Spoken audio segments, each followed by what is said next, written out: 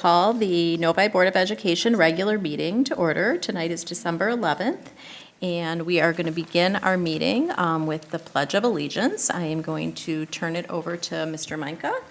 Awesome, thank you. Tonight we are so proud and excited to hear 4 of our Novi Woods Elementary students lead us in the Pledge of Allegiance.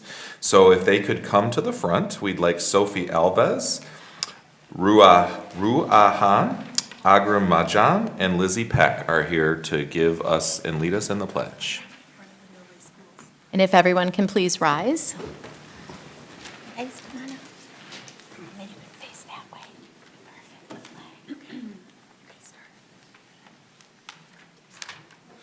Allegiance to the flag of the United States of America and to the republic for which it stands, one nation, under God, indivisible, with liberty and justice for all. Hey, kids, come back up. Great job. That was fantastic. If you could come back up, we have a little gift for you. Delegate with my job.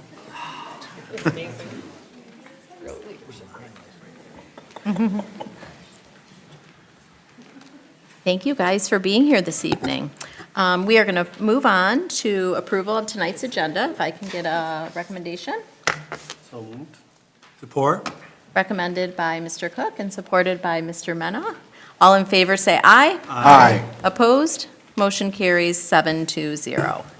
We're going to move on to the Student Board Representative Report. Tonight we have Annika with us again, so if you would like to share your report, that would be fantastic. Yes, I'm so excited. This has been a crazy couple of weeks. So for this week, we are almost done with Wish Week, and it has been incredibly successful. The amount of support we've seen from all of our schools in the district, and even our transportation department has been absolutely incredible. So we are so thankful to have so many people putting effort towards this week. We've gone through pancake breakfast, tape takeover, pie a teacher or senior, food trucks, our beverage carts, coin stalls, and earlier today our student staff basketball game took place with the staff leaving with the win, unfortunately, but they did absolutely amazing, so it was super great to see. And the total amount that we fundraised will be announced later next week. And tomorrow we have our Rochambeau competition, which is brand new, so we're excited to see how that goes, and our third-hour choir concert. Today we also had our lip dub involving almost all of our sports clubs, interest groups, and even friend groups, and that was super fun and very spirited, so keep an eye out for that coming out. It'll be absolutely great, and you'll get to see me soaking wet after I jumped into the pool, so it was very crazy, but that should be a fun video. And then today we also went to Bridgepoint, where we visited the Detroit schools with Academy of the Americas for our annual Bridgepoint event, and that was hosted by our Bridgepoint committee. So Novi Meadows, the high school choir, Spanish club, and student council visited, and we had such an amazing time spreading the joy of the holidays with such young, deserving students. We also have some performing arts competitions and performances coming up. I know orchestra was sometime this week, so looking forward to all of those. And then our Rotary Senior Citizen Luncheon this weekend as well. And then Mr. Manka has kicked off his student advisory meetings, and I was so excited to sit in one of the first ones at the high school and hear everyone get so engaged and really share their opinions. So that was super great as well. That's all I have. Fantastic. It sounds like it's been a busy week, and I'm sure you're excited for a little break coming up here, you and all the students. So. Oh, and our snow day. That was very fun. Oh, Thank you, yes. Mr. Manka. I know How could you everyone was forget the snow day? I don't know how I could have forgotten that, but it's been crazy. Well, thank you again for being here and for all you do and being the student voice at our board table. We are going to move on to celebrations. This evening we will start with Novi High School Band and Orchestra All-State Honors, and I will turn it over to Mr. Micah for introductions. Thank you so much. We had a tremendous season this year for orchestra and band, and we have a number of students who have achieved all-state honors, and so this evening there are concerts going on, but thankfully we have some representatives here, and I believe Mr. Van Isinga, a director of our orchestras, are here to announce some of our students and introduce them to the public. So thank you, Mr. Van Isinga, for being here.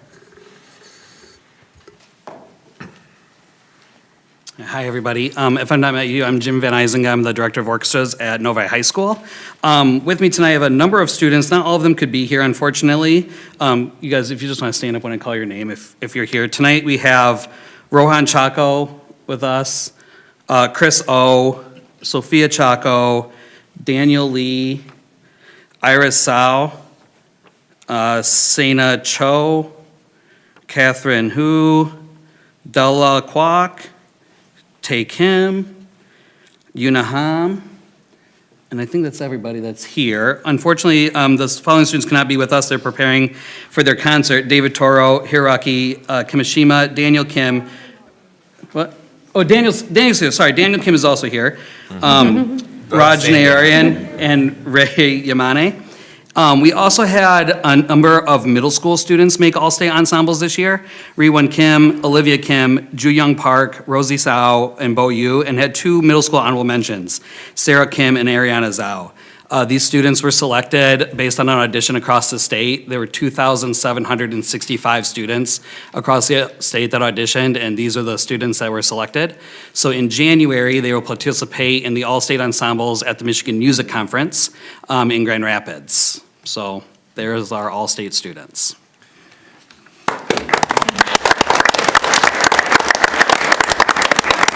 We'd love it if you could come stand up here and get a picture. I don't know if we could get, Ms. Buter, maybe you could take a picture of the crew.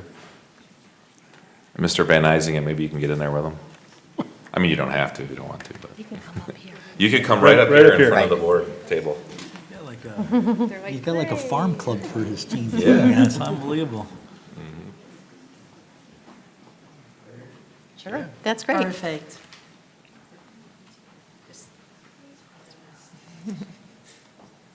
Okay, ready? 1, 2, 3. Thank you. Thank you.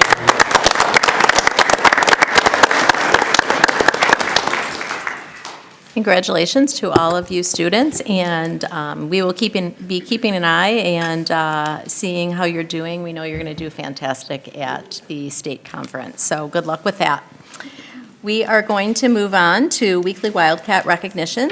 This evening, Dr. Carino is going to take care of that and read through our fantastic staff who have been recognized. Thank you. This evening, the Novi Community School District is proud and excited to present our weekly Wildcat recognitions from this past month. This program allows us to highlight our remarkable staff's efforts, which are submitted by our staff. Sherry Uchiyama, ELD teacher at Novi Middle School, was selected the week of November 17th. Sherry goes above and beyond to assist students. She has so much passion and knowledge and is the greatest collaborator. Sherry's student-centered approach to teaching makes content better for all learners, and she brings joy and passion to teaching that lifts up the whole team. Sarah Jafrida, second grade teacher at Novi Woods, was selected for the week of November 24th. Sarah is an amazing teacher who knows how to get the best from all of her students. She has a positive, fun energy that keeps her students engaged. Sierra Woods, speech and language pathologist at Deerfield Elementary, was selected the week of December 1st. Sierra's patience, compassion, and expertise as an SLP makes a difference every day. Her collaboration with teachers, staff, and families ensures that every child receives the care and attention they need to succeed. Sierra is always willing to help and jump in whenever there is a need. She treats everyone with kindness and brings positive energy to make our school a better place for everyone. Liz Cross, payroll coordinator at the Educational Services Building, was selected the week of December 8th. Liz always goes above and beyond and tries to make sure everything is done correctly in her work with ORS audits. Liz is a team player. Much of her work is behind the scenes, so she truly deserves to be praised for her outstanding work.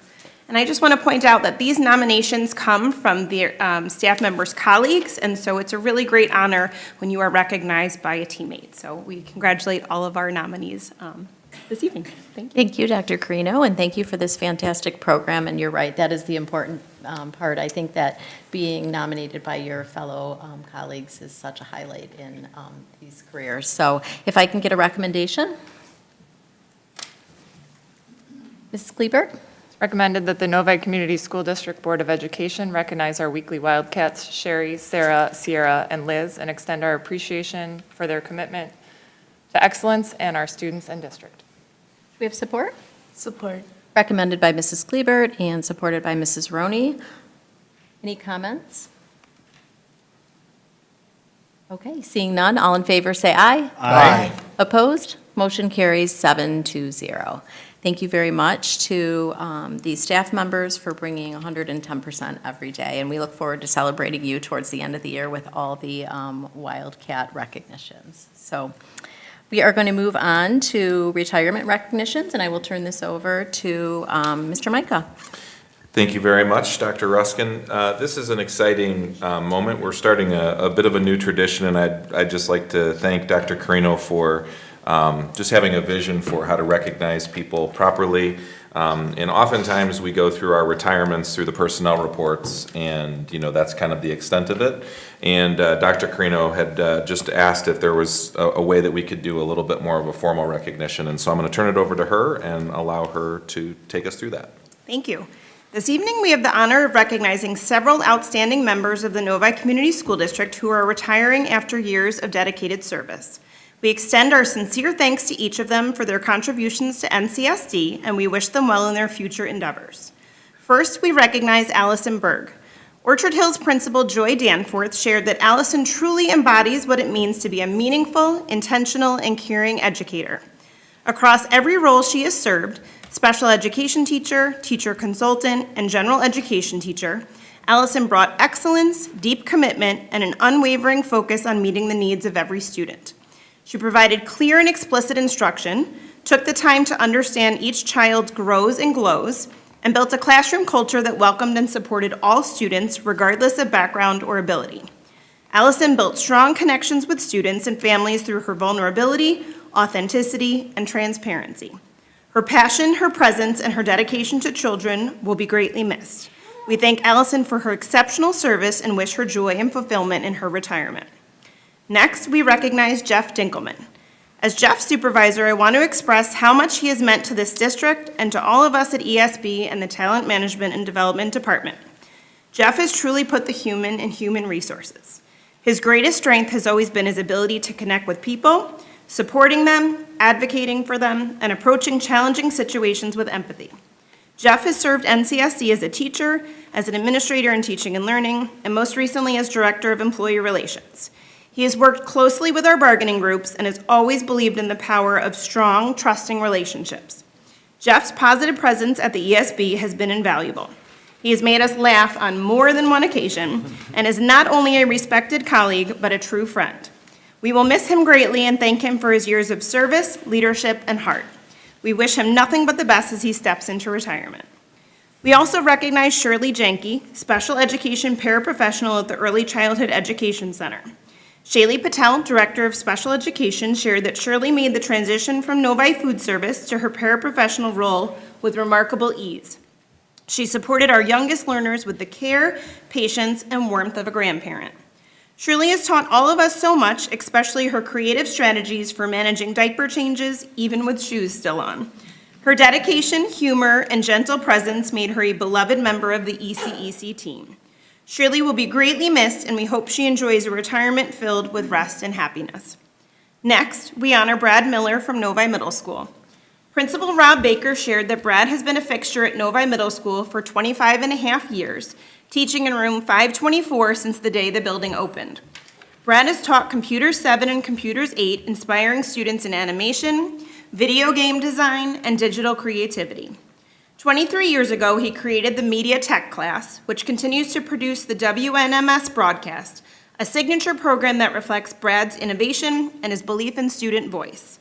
He is known as a kind, supportive instructor who encourages students to explore technology, build confidence, and step outside their comfort zones. Brad's impact extends far beyond the classroom. Over the years, he has coached middle school boys and girls basketball, middle school track and cross country, high school freshman and JV boys basketball, and high school freshman girls basketball. He was named the district's Teachers of the Year in 2019-20, and as Rob said, still proudly drives his car to work. Brad leaves a profound legacy at Novi Middle School and across the district. We thank him for his extraordinary service and wish him continued joy in retirement. John Bricky shares his sincere gratitude for Kim Troost, Novi Meadows teacher, and her years of service to the students and families of Novi.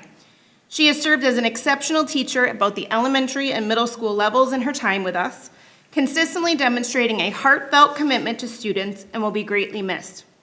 Kim has been a dependable and valued member at Novi Meadows, contributing positively to her teams and supporting students with care and professionalism. She has approached her work with a desire to help students succeed.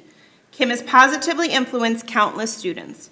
We extend our heartfelt thanks for everything she has contributed to the district and wish her a joyful, healthy, and fulfilling retirement. Finally, we recognize Tamara Quinn from our transportation department. Supervisor Carrie Russell shared that Tamara has been a valued member of the transportation team, providing exceptional care to some of our most vulnerable students at Wing Lake. She taught students how to safely walk up and down the bus stairs, helped them keep shoes and socks on during their rides, and created a calm, supportive environment for each child. Tamara's communication with families was consistently strong, thoughtful, and reassuring. Her commitment to children and her positive presence are greatly missed. We thank Tamara for her dedicated service and wish her a wonderful retirement. This concludes our retirement recognitions for this evening. We are deeply grateful to each of these individuals for the many years they have strengthened the Novi Community School District. We wish them all the very best in the years ahead. Thank you, Dr. Carino, and thank you to all of our recognees. Are we going to take photos of who's here? Or do we want to? We have a plaque for each of them. I believe we only have 2 of them with us that were available this evening. So we can do the board resolution and then bring them up for pictures, or we can do the pictures first, whichever you Okay, would prefer. let's do the board resolution first, and Mr. Mena. Yeah, I move that the Board of Education recognizes our retirees and extend our appreciation for their commitment to excellence and our students and district. Support. Recommended by Mr. Mena, supported by Mr. Cook. Do we have any comments or questions at this time? Mr. Cook? You know, these come to us piece by piece, but when you throw a list like this together at one time, it really does kind of accentuate the whole that these people have, are going to leave us. We hope them best in their endeavors, but, you know, it just kind of awe-inspiring to see a list like this all come together at once. So thank you all for your service. I don't think this district would be the same without you. It won't be the same. And we'll see some pretty big shoes to fill. Thank you, Mr. Cook. Any other comments or questions?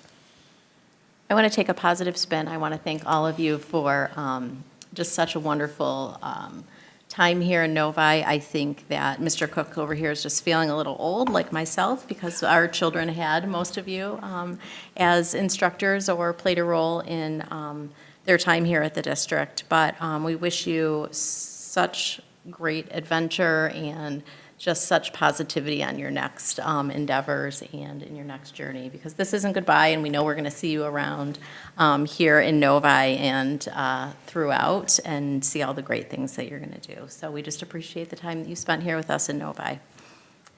Okay, ready for a vote? All in favor, say aye. Aye. Opposed? Motion carries 7-0, and I'll turn it back over to Dr. Carino. Thank you. I would like to bring Brad Miller and Jeff Dinkelman up. Please join us.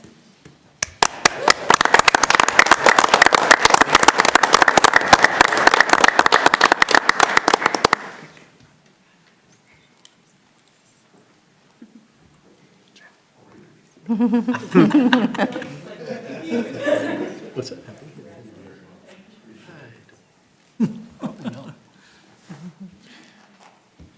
Okay, let's get a picture. Laura, can I get a picture Dr. of you Kramer. got with them, and Yeah, then get in I'll there. take a separate one too.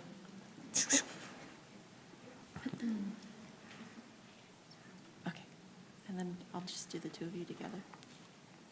So Laura, thank you. She's like, am I supposed to stay? Am I supposed to go?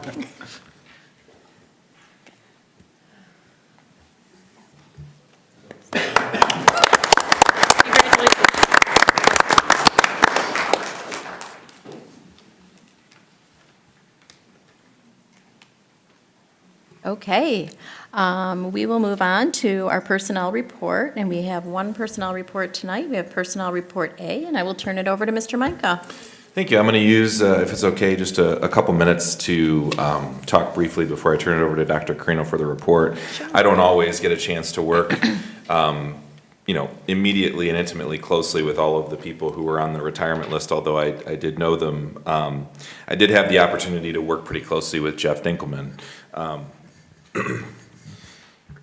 And I had a really, really great experience getting to know Jeff. He's always positive, always connecting with people in ways that I think a lot of us struggle sometimes to connect with people, that Jeff finds a way to do that. And so we certainly wish him all the best. This next personnel report, you're also going to see Shaylee Patel. Ms. Patel is not retiring, she's resigning because she's going on to a new adventure, and I always say she needs to have another mountain to climb, and she has certainly climbed a lot of mountains here. I've rarely come across somebody who is as innovative, somebody who is just a genuine child advocate, and she will be missed. So, congratulations. I'll turn it over to Dr. Carino. Thank you. We are pleased to present the following personnel recommendations and updates for the board's consideration this evening. We are excited to recommend Alam Salem for the Deerfield Middle School teacher consultant position. Alam brings valuable experience as a resource room teacher from Northville Public Schools and Dearborn Public Schools, and most recently served on the Governor's Educator Advisory Council. We are confident that she will make a meaningful impact in supporting students and staff. We also recommend Tammy Wright for a special education paraprofessional position at ECEC. Tammy brings years of experience as an elementary teacher in Farmington and will be a strong addition to our team. Terry Izzo is being recommended for a bus driver position. Terry brings a diverse background, including IT support experience as a network engineer, field service specialist, and application support professional, and we look forward to his contributions to our transportation team. We also recognize several resignations and retirements. Marguerite Goodnow is being recommended for the Village Oaks Special Education Self-Contained Paraprofessional position. However, she has opted to resign due to personal reasons. Shaylee Patel, Director of Special Education Programs and Innovation, will be resigning after 13 years in NCSD. Shaylee has been a strong advocate for students and has led with vision and dedication, particularly in helping plan for the Novi for All Center. We wish her all the best in her future endeavors. Michael Forte, PE teacher at Novi Woods, will also be resigning from the district. Shirley Jenke, ECEC Special Education Paraprofessional, is retiring after many years of dedicated service, as I shared earlier. And additionally, Thomas Anderson, van driver, and Charlie Jordan, bus driver, have resigned from their positions. This concludes tonight's personnel report. Thank you. Thank you, Dr. Carino. If I can get a recommendation? Mrs. Bodwine? I move that the Novi Community School District Board of Education adopt the personnel report recommendations as presented. Do we have support? Support. Recommended by Mrs. Bodwine and supported by Mrs. Kleber. Do we have any comments or questions? Yes, Mrs. Bodwine. I just wanted to echo Mr. Manka's words about Shaylee. And I did have a chance to talk to you recently, and she shared that she'll be working more at the state level. And I am absolutely thrilled to see how that is going to go for the rest of our state. Having your voice here, no, sincerely, like your voice here has given us such a great perspective and so many innovative ideas. I think that you lead with a great deal of will and determination, and always seem to know what is right and good for our kids. And I'm really genuinely, sorry if that sounded sarcastic, very genuinely looking forward to seeing how this will impact the rest of our state, because I think that visions and that type of leadership is needed at that level. So I'm sad to see you going, but thrilled to see how this is going to shape up. And I'm sure that the work you do will continue to impact our community and our state. So thank you for everything, and we wish you all the very best. Thank you, Mrs. Bodwine. I have a comment. Shaylee's like, really? Shaylee and I go way back. I've known her since she's been here, and she is a force to be reckoned with. And I really do admire all the things that you have done here for our students, because it's really all about students. And for you, it's always been about students, students first. So it's really amazing to see the changes that have occurred in your time here. I can speak directly how they've impacted kids directly and given them tools and resources to be truly successful in the world. So I appreciate that from you. We've gotten to watch you be a great mom and a great friend and a great educator. Sometimes a tornado follows behind you, and those are all good things. So we look forward to seeing all the good work you're going to do for other kids outside of the Novi district, and don't be a stranger. Okay. Mr. Cook can't add to that. He wants to say ditto because he might start crying, so we're just going to leave him be. Go ahead, Mike. Mr. Germini. Thank you. I missed my window on the last one, so I do want to take a moment to acknowledge Jeff, who was one of the original department members when I joined the district and welcomed me with open arms. Jeff leaving is like a dear friend leaving. Jeff is someone that I have come to feel like I have known forever, like a brother. Just really going to miss him and appreciate his willingness to always just say yes and help people in whatever scenario. So I'll miss you. And Shaylee, I think I have known Shaylee longer than anybody. We actually worked together in another district a long time ago. I've known Shaylee over 15 years. And I still took this job. No. I will say Shaylee was a very friendly face, a surprisingly friendly face. I didn't put it together when I was interviewing on the interview panel. Provided me a sense of calm in that moment when I was in front of this giant panel doing an interview. She is, as has been said, a fierce advocate for kids, a dear friend, a wonderful human, a great mom, and just is relentless in everything that she does, and that inspires me. As someone who can get discouraged, she doesn't get discouraged. She doesn't understand the meaning of that word, and she just continues to forge ahead. So much respect to you, much love to you, and good luck at MEA. Thank you. Thank you, Mr. Germini. Any other comments? Okay. Seeing none, we are ready for a vote. All in favor, say aye. Aye. Opposed? Motion carries 7-0. All righty. We are going to move on to our donations, and, We'll probably have a couple people here that are new. oh, yes. Introductions? Yes, okay, back to that. Thank you. I would like to introduce Tammy Wright. I think Tammy's here. No? I am not introducing Tammy Wright, but Alam Salem is here. No? Oh, yeah, come on.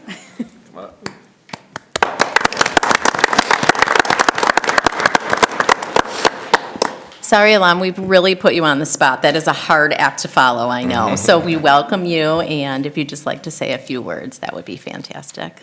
I'm very excited to join the Novi Community School District, and I'm grateful for the opportunity and excited to work to help to do what's best for kids. So thank you. Welcome. Thank you.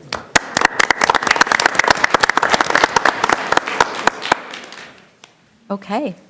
That will be all for the personnel report this evening. We're going to move on to donations. We have an NEF donation for the therapy dog program. I'll turn it over to Mr. Micah. Thank you, Dr. Rustin. We are in the receipt of a generous donation of $9,500 from the Novi Educational Foundation for our therapy dog program, and so the recommendation is that the board accept the generous donation for $9,500 as presented with appreciation and thanks. Thank you, Mr. Micah. If I can get a motion? So moved. And do we have support? Second. Recommended by Mr. Mena and supported by Mr. Mishner. Any comments or questions?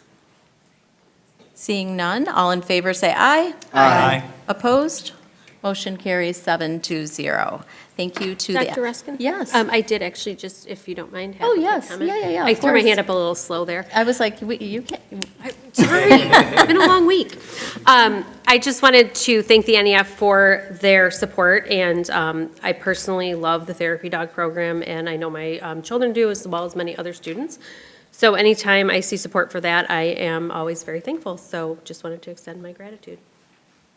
Thank you, Mrs. Beaudoin. You are right. We all love the therapy dogs. I know that my kids off in college have the calendars with the dogs, and they don't even know all the dogs or all the dogs' names, but it just makes everybody smile all the time. So we appreciate the financial support to continue making this program an important part of our educational system here in Novi. So thank you. All righty, we are going to move on to comments from the audience. The board respectfully requests that any individual wishing to speak to the board provide their name, address, and any organization they represent. They're also asked to keep their comments within the allotted time of 3 minutes and refrain from directing comments to individual members of the board, district employees, or members of the audience. Do we have any cards?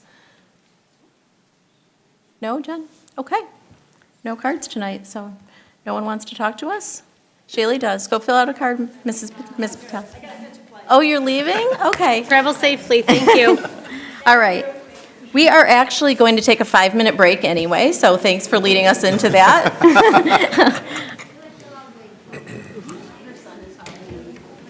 We will return at 6:38.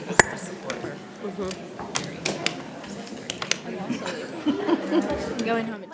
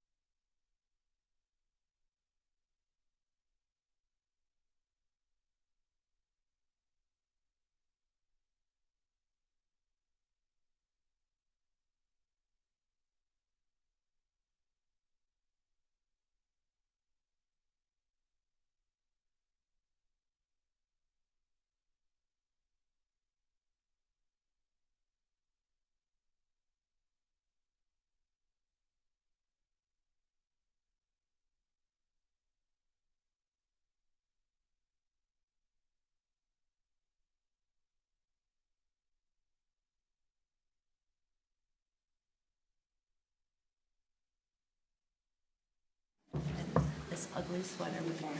There you go. I'm like, no. Welcome back to the meeting. Okay, so we are going to move on to reports to the board. And I am going to start with Board Report B, so that Novi Woods Building Report can go ahead. So, Mr. Micah. Thank you. As we have a tradition of hearing from our buildings, tonight we have the opportunity to hear from the Novi Woods building and all of the great things that are happening at Novi Woods. And they would like to highlight the Woods You Rather school-wide activities that they've done. And so we're here tonight to hear from several students, as well as Principal Alice Kazee and Dean of Students Megan Hoppola. I'd invite them up to present. Thank you. Okay. How do we get our slideshow? oh, I just pushed something. Oops, that's the wrong thing. Is it the other tab?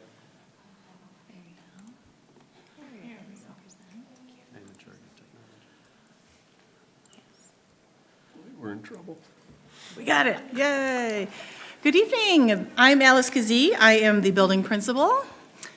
And I'm Megan Hoppola, I'm the Dean of Students. We're going to have our student presenters come up and introduce themselves. If you all would come up. Come on up. Did I say my name, please? Hello, my name is Sophie. My middle name is Oliveira, and my last name is Alves. I'm in second grade. Hi, my name is Ugar Majan. I'm in fourth grade. Hi, my name is Rua, and I'm in third grade. Hi, my name is Lizzie, and I'm in fourth grade. So tonight we have some things that we'd like to share with you that have impacted us this year. We've kind of categorized it, so we're going to go over our Blue Ribbon Award winning that we just did.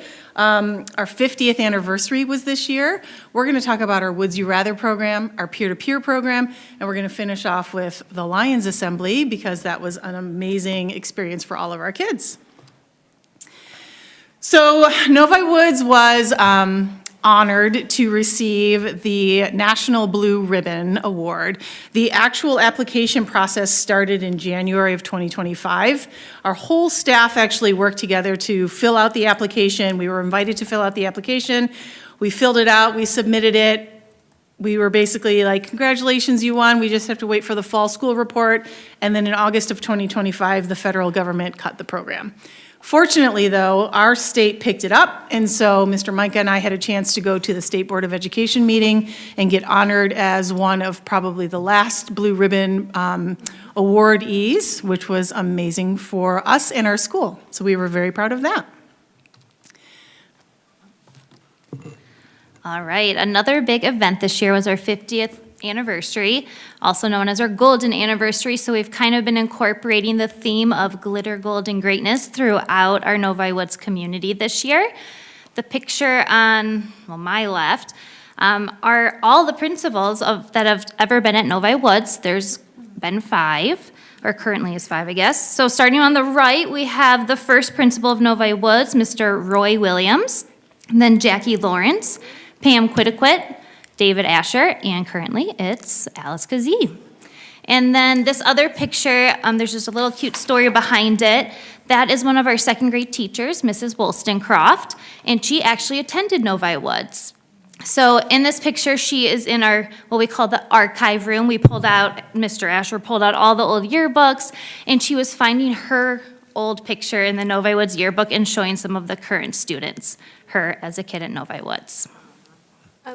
I just would also like to let you know that Mrs. Klebert also attended Novi Woods. All right, we'll have to find you in a yearbook soon too I then. found myself in the archives. Yeah.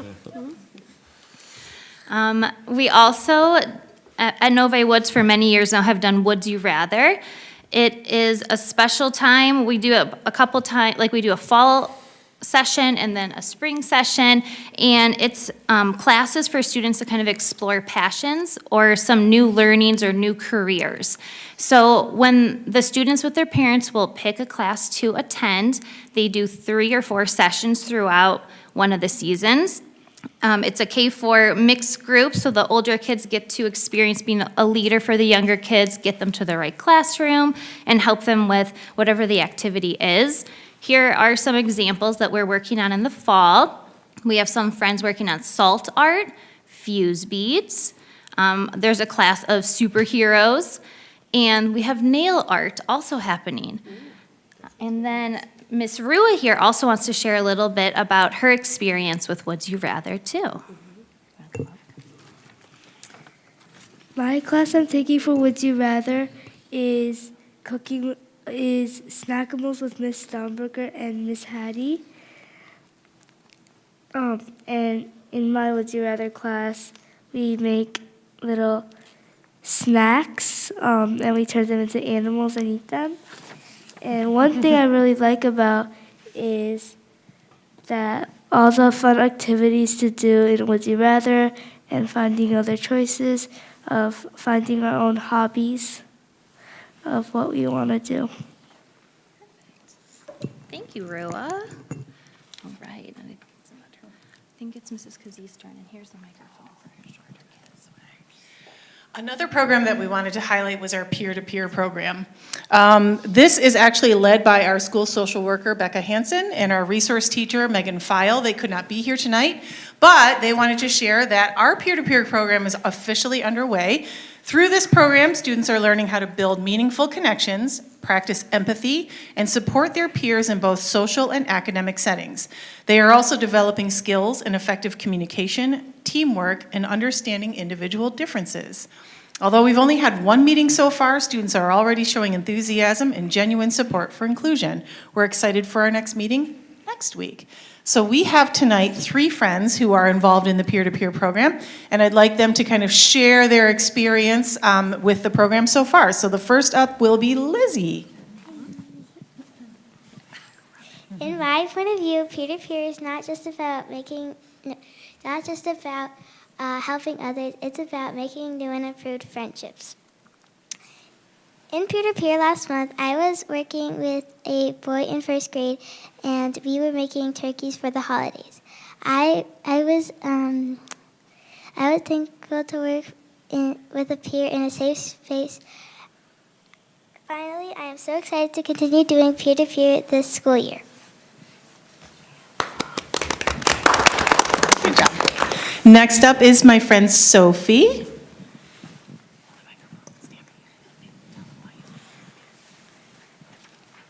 Can I introduce myself first? Sure. Hello, my name is Sophie, and can I tell my favorite thing? Yeah. My favorite thing and my favorite stuffed animal keychains from Pop Mart with Boo Boos, and my second favorite is Stitch keychains in a blind bag that they come in a blind box. I don't have any of those, but I only have 6 little Boo Boos, 3 big ones and 3 small ones.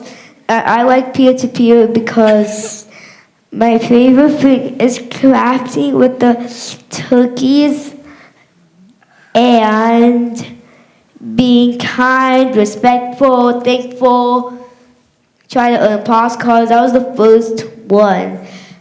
But if you don't be kind, the peer-to-peer program is very, very cool. Specialists, people are just like people with autism, like Leo, who sometimes come to peer-to-peer. And peer-to-peer involves social work, speech, resource room, math, and all sorts of stuff. And do you know why 6-7 is banned? Why? Why? Guys, I'm over there. See the one that I'm doing the hands like this and I'm sitting down? That's me over there in the middle. Good job, Sophie. Encore, encore. Last is Grim. In my point of view, I think peer-to-peer is a program where you be kind to other people and help them out, even if they're first graders or people that need help.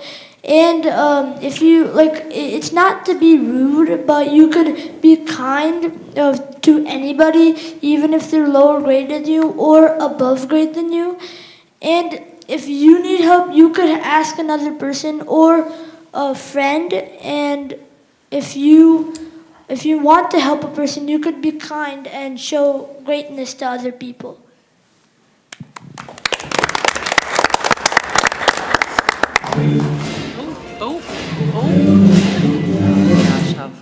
Hold on.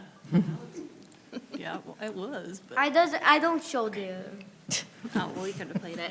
All right, and to cap off a little bit about Novi Woods, recently we had a Lions Leadership Assembly.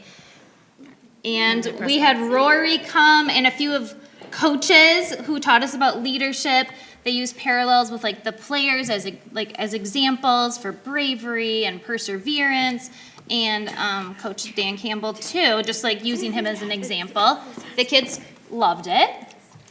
We even had Willie the Wildcat come, who was our very own Mrs. No, it's a secret. Kleber. At least that's what the rumor is. Yeah. Rumor. Oh, good one. Cat's out of the bag. And yeah, shout out to our really amazing PTO because they were the ones that organized it and they had to plan it well in advance because, as you can expect, it's a pretty popular assembly right now. So here's a little clip of part of the assembly.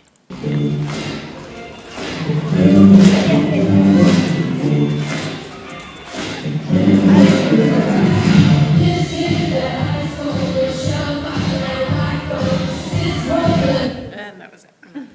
That's it, right? Yeah, go ahead. I guess that wraps up our building report. Thank you. Thank you. We have some questions.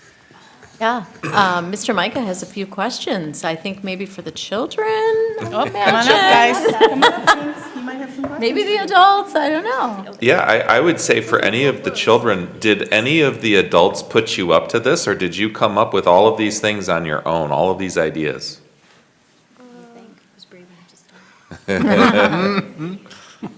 I was just a sub for someone else, and when I first came here, I had to write my own, so I think it was just me doing it. It was very impressive. Do I tell something brave that I do? What do I tell them? I'm here tonight because I was invited to the Pledge of Allegiance. Oh.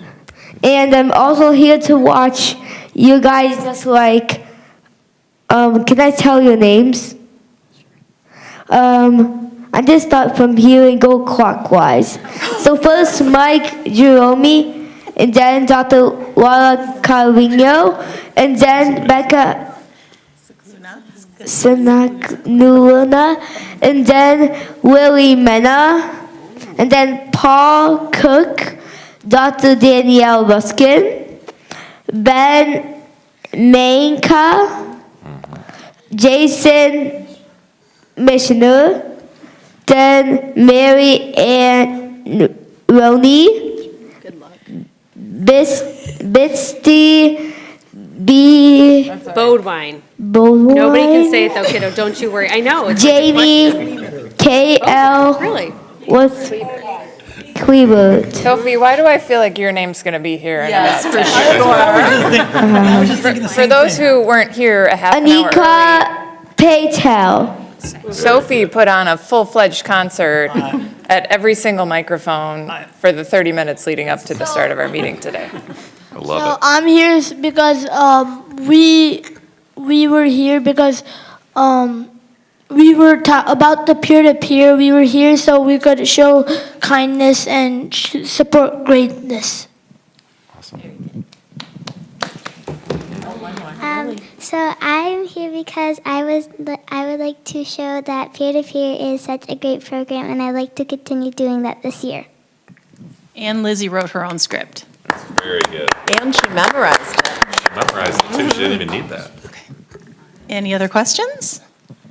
Mr. Mishner has a question, apparently. I do have a question.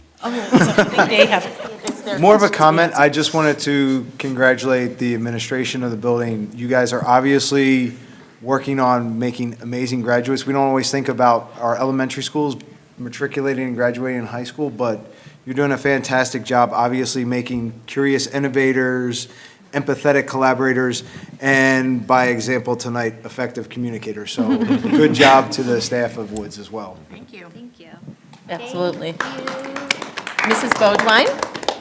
So I just was curious with the Would You Rather program, is that something that's taking place like in every classroom simultaneously, or is this something kids are choosing one of them and then breaking off into?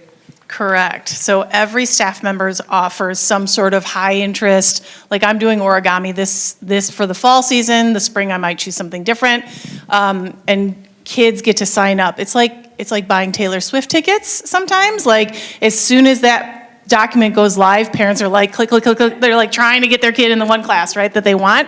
But it is cross grade level. So I've got kindergartners mixed in with third graders, and it's just an amazing experience for our older kids to be able to like mentor our younger ones and do something fun and exciting. And who's coming up with the different craft ideas? Is that something the kids are submitting ideas or the staff is doing? The staff does it, yep. How amazing. So things that we're interested in showing and demonstrating. Sometimes doing a new craft with a class can be kind of a challenge, so that's super exciting that they would all be so brave to do something new, and how fun. That seems like really a great time. Thank you, Mrs. Bodwine. Any other questions? Mr. Mena? Yeah, no questions, just comments. Well, thank you for coming. My favorite elementary schools, because all my kids went through Novi Woods. But I think you've got a really good recipe here, maybe for the rest of the schools that, I don't know who we're still going to have out here, but bring us kids that'll entertain us like that. You guys are really, really good. School board meetings generally aren't somewhere you'd come to like get entertainment and stuff, but you guys you really brought it today, and thank you. Thank you for really entertaining us. That's Great job. great. Telling us all the great stuff you guys are doing. Thank you. Thank you for coming tonight. Thank you. Before you walk away, be careful how you answer this question. This is for Alice and Megan. Okay.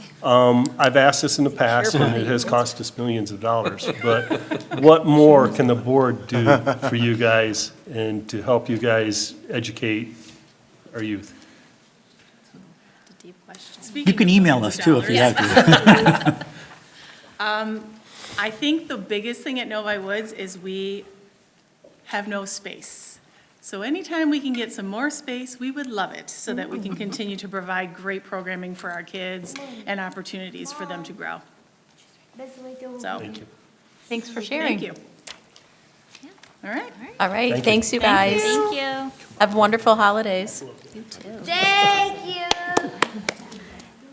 And even though we don't have a break in the agenda, you guys have been fabulous, so you are welcome to stay, but please do not feel obligated. I know that kids and staff alike have had a long school day, and you are welcome to head home. Okay, we are going to move on to our second report to the board, the 2026 8th grade Washington DC trip report, and I am going to turn this over to start with Mr. Meinke. Thank you so much. We had talked about this for the better part of a year. It seemed like really a couple years ago, this started to come up as there have been ongoing price escalations to the DC trip. Every year, it seems like, costs continue to escalate and rise. And so we were asked and tasked by the board last year to try and consider looking for alternatives, looking at different options for the trip, including going out and getting quotes from other companies and considering a variety of things. We have done that, and so even though this is a trip that we do take every year, we'd like to have the board's support later this evening through action to be able to move this trip forward in a recommended fashion. But we are going to be recommending that we take the trip with our current provider. There are some benefits to doing that with price locking in prices and things like that. But we did do an exhaustive analysis, and so Lindsay Radke is one of our deans of students, one of our administrators at the building. As it turns out, she actually went on the trip this year, so she's got firsthand knowledge and experience of organizing and running the trip. And so she's here tonight to talk a little bit about what we found and ultimately what our recommendation is. So I'll turn it over to Lindsay. All right, thank you. Good to see everybody. All right, so as you may know, the goals of our 8th grade Washington, D.C. trip are typically to bring history alive for our 8th graders, increasing their appreciation and understanding of the past. We hope to develop their interpersonal skills as they sort of live together for 3 days on a bus and in a hotel room. And we also want to enable our students to grow individually in assuming responsibility for themselves. We have successfully operated this program since 2007, and we are hoping to continue our established tradition that we value that connects our classroom learning to real-world experiences for our students. And the 2026 trip, which my friend over here sounds like she's interested in going on, will continue this legacy while also ensuring student safety and educational value and fiscal responsibility. So as Mr. Micah mentioned, we did look into 4 other travel companies in the local area and beyond. So World Strides is one that we have an established partnership with since 2011. I guess they took over a company called Lakefront Tours, and then that's who we were using prior to. We looked into EF Explore America, A to Z Travel, and Global Travel Alliance. Our evaluation criteria, which I think is in front of you now in the paperwork, was cost competitiveness and asking for pricing transparency, what the packages included and their value, transportation options, bus versus flying, any support services and communication needs that are available on the trip, price stability and guarantees, and also do they have experience with larger groups since we do typically take 350 or more students on the trip. And in our analysis, World Strides did emerge as the recommended choice based on all this analysis. So when we were looking into why bus travel over air travel, there are a lot of logistical challenges that we kind of foresaw looking into the different options in terms of like flight requirements. Since we do take so many students with us, it would either be multiple planes, multiple airlines. We looked into maybe chartering a plane, but that was another whole thing. Air traffic delays and having to manage that with students on different flights possibly and chaperones on different flights. Taking 350 students through just security. And then just kind of like thinking about the time overall, like it does take us a while to get there on a bus, but getting to the airport early, getting through security, if there's potential delays, we could end up being about the same amount of time travel-wise, and then we'd also lose a day if we fly. And then with the recent government shutdown, we also found out from World Strides this year on the trip that a lot of flights are being canceled for people heading out to DC, so students were not able to go. So we did not want that to happen for our students. So advantages of taking the bus, continuous chaperone monitoring and supervision on the bus. It's more cost-effective and a little more flexible. We've used the same bus tour company, have had great results the last few years. More predictable schedules that we can kind of build as opposed to relying on the airline, and then they have more proven reliability with larger groups of students. Specifically with the government shutdown response this year, obviously that was one of our biggest obstacles. Had to change our itinerary several times, but the coordinators at World Strides were very open to communicating pretty much daily with me with things we had to pivot and shift with, was it going to open back up, was it not? So we built several different itineraries and we want to make sure we kept it as close to our ideal itinerary that we had promised all of our students. So again, that constant communication was really helpful for me before and during the trip. We made many itinerary adjustments as needed. Even within 2 days of departure, we were trying to figure out the best way to go about it. We were problem solving together very well despite venue closures. On site, the 2 ladies that have been working with our group are amazing and they really care about our students, and you can really tell that that partnership is important to them too. They made some special accommodations for our students in terms of dietary needs and restrictions and making sure that those kids were taken care of on the trip. And in addition, we were also able to go to Gettysburg this year as a pivot away from some of the Smithsonians that were closed, which ended up being a really great experience for our group, and they gave us that part of the trip at no additional cost. So that was a good experience. One of our critical questions was, can they manage larger than 100 students? And what was their experience with that? And some of the other competitors had limitations where they had not really taken groups larger than 100 in their experience, and so it would kind of be us navigating what that would look like for our group, and World Strides obviously has taken larger groups before us and knows our group very well. So they have extensive knowledge of managing larger groups, proven logistics with multi-bus coordination. We took 8 buses this year, so we're usually between 6 to 8 buses of students all going down the highway together and through DC. They have established protocols already in place for larger group management and flexible itinerary adjustments based on our group needs. So I was in constant communication with the coordinators about what each of the buses needed and what was going on throughout the whole trip.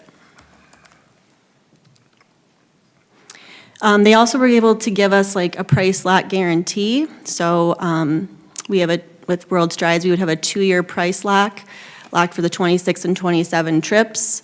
They promised us a maximum increase cap of 3%. And also, they still have the budget predictability that parents have had in the past, so they can do payment plans over time, and there's a variety of different payment plan options for parents to choose. The competitors did have some comparisons as well, but we felt like the World Strides option was the best one to go with. They also have the FLAG Scholarship, which is a financial assistance program that students took part of in this past year that I was planning. And they also have an e-card fundraiser option if you would like to, go about the fundraising platform as well. And then in addition, we also have our community local scholarships that students are able to take advantage of, Novi Youth Assistance, NEF, and PTO. So one thing that is, was very evident to me going on the trip this year was the partnership history and wanting to keep that continuity with World Strides and the relationship that we've built with them. It's been a 15-year partnership starting in 2007, and we've taken many consecutive trips with them. They have really, this is my first year running the trip, and I've been on the trip the last couple of years as a chaperone, and they're really great in crisis management. Luckily, we didn't really have anything personally with our group, but obviously the government shutdown was kind of a crisis we were all navigating. And, when they're there on the spot, they're there at the hotels for us, different locations for us, constantly communicating with me. And it really made the trip very seamless for our students and, made it easier on me as the trip leader to make sure everyone was having a good time. That's us at the Tomb of the Unknown Soldier at sunset. It was beautiful. This is from this year. We also kind of looked into hidden costs. So some of the special parts of our trip are, the student DC gear. We always get a hoodie and a t-shirt for every student included in the price. There's also chaperone gear that is included in the price. And it also includes the stipends and coordinator stipends. So looking into the other potential costs that could be hidden would be up to $135 per student that wasn't going to be included in some of the other competitor costs. And so we felt that World Strides, one of the advantages was true all-inclusive pricing that would eliminate some of the surprise expenses and budget overruns, and we would know what we were getting with our trip, and it would be very close to what we had done in the past for our students. So I think that this is the paperwork you have in front of you with the cost comparisons and travel expenses. World Strides does offer the most competitive early bird pricing at the price up there of $14.99 with all transparent, all-inclusive costs and no hidden fees. So on the very far left is World Strides bus travel pricing. They also do air travel pricing listed below. And then they have a cheaper travel protection refund. And overall, we felt like with what we get with World Strides, that price is very competitive with some of the things we would be lacking with the other providers. So next up, Ms. Wessner was coming to present to the board for her recommendation to use World Strides. We plan to, if all gets approved, move ahead to communicate our decision to families and students, start establishing early enrollment in January, coming up quick to secure our lowest pricing for students, begin logistical planning, because that starts pretty much right away, start promoting the travel protection to families in January, and launch the fundraising initiatives and allow parents to start thinking about scholarship opportunities. To sum it up, our recommendation is to select World Strides for the 2026 Washington, D.C. trip. Our summary is up above. We feel it is the most competitive pricing with all-inclusive costs. We have a proven partnership with 15 years of successful trips. We feel that they have the most comprehensive inclusions with no hidden fees. We got the price protection, 2-year lock, and a 3% cap in 2028. They have large group expertise of managing 350 students or above, including our group for many years. Really excellent crisis management demonstrated during the government shutdown and prior experiences on the trip. For example, there was one year that a lot of kids got sick, and they had doctors on site and helping the kids out of the hotel rooms and taking care of everybody. That kind of sounded like a nightmare to me, and I was like praying that wouldn't happen to us, and it didn't. Everything went great, but things do happen, and we definitely felt secure that if anything did happen, they would be there to help us and support us. And then obviously, like I mentioned, superior student support. With the students that had dietary restrictions, they were going to get meals for them. They were DoorDashing meals. They were ensuring that those students felt like they had something to eat at every restaurant or location that we went to. They're really, our tour guides are with us, like the entire trip on the bus with us, so you feel safe, navigating around the city, and they're very knowledgeable. And then again, they also have the scholarship opportunities for our students.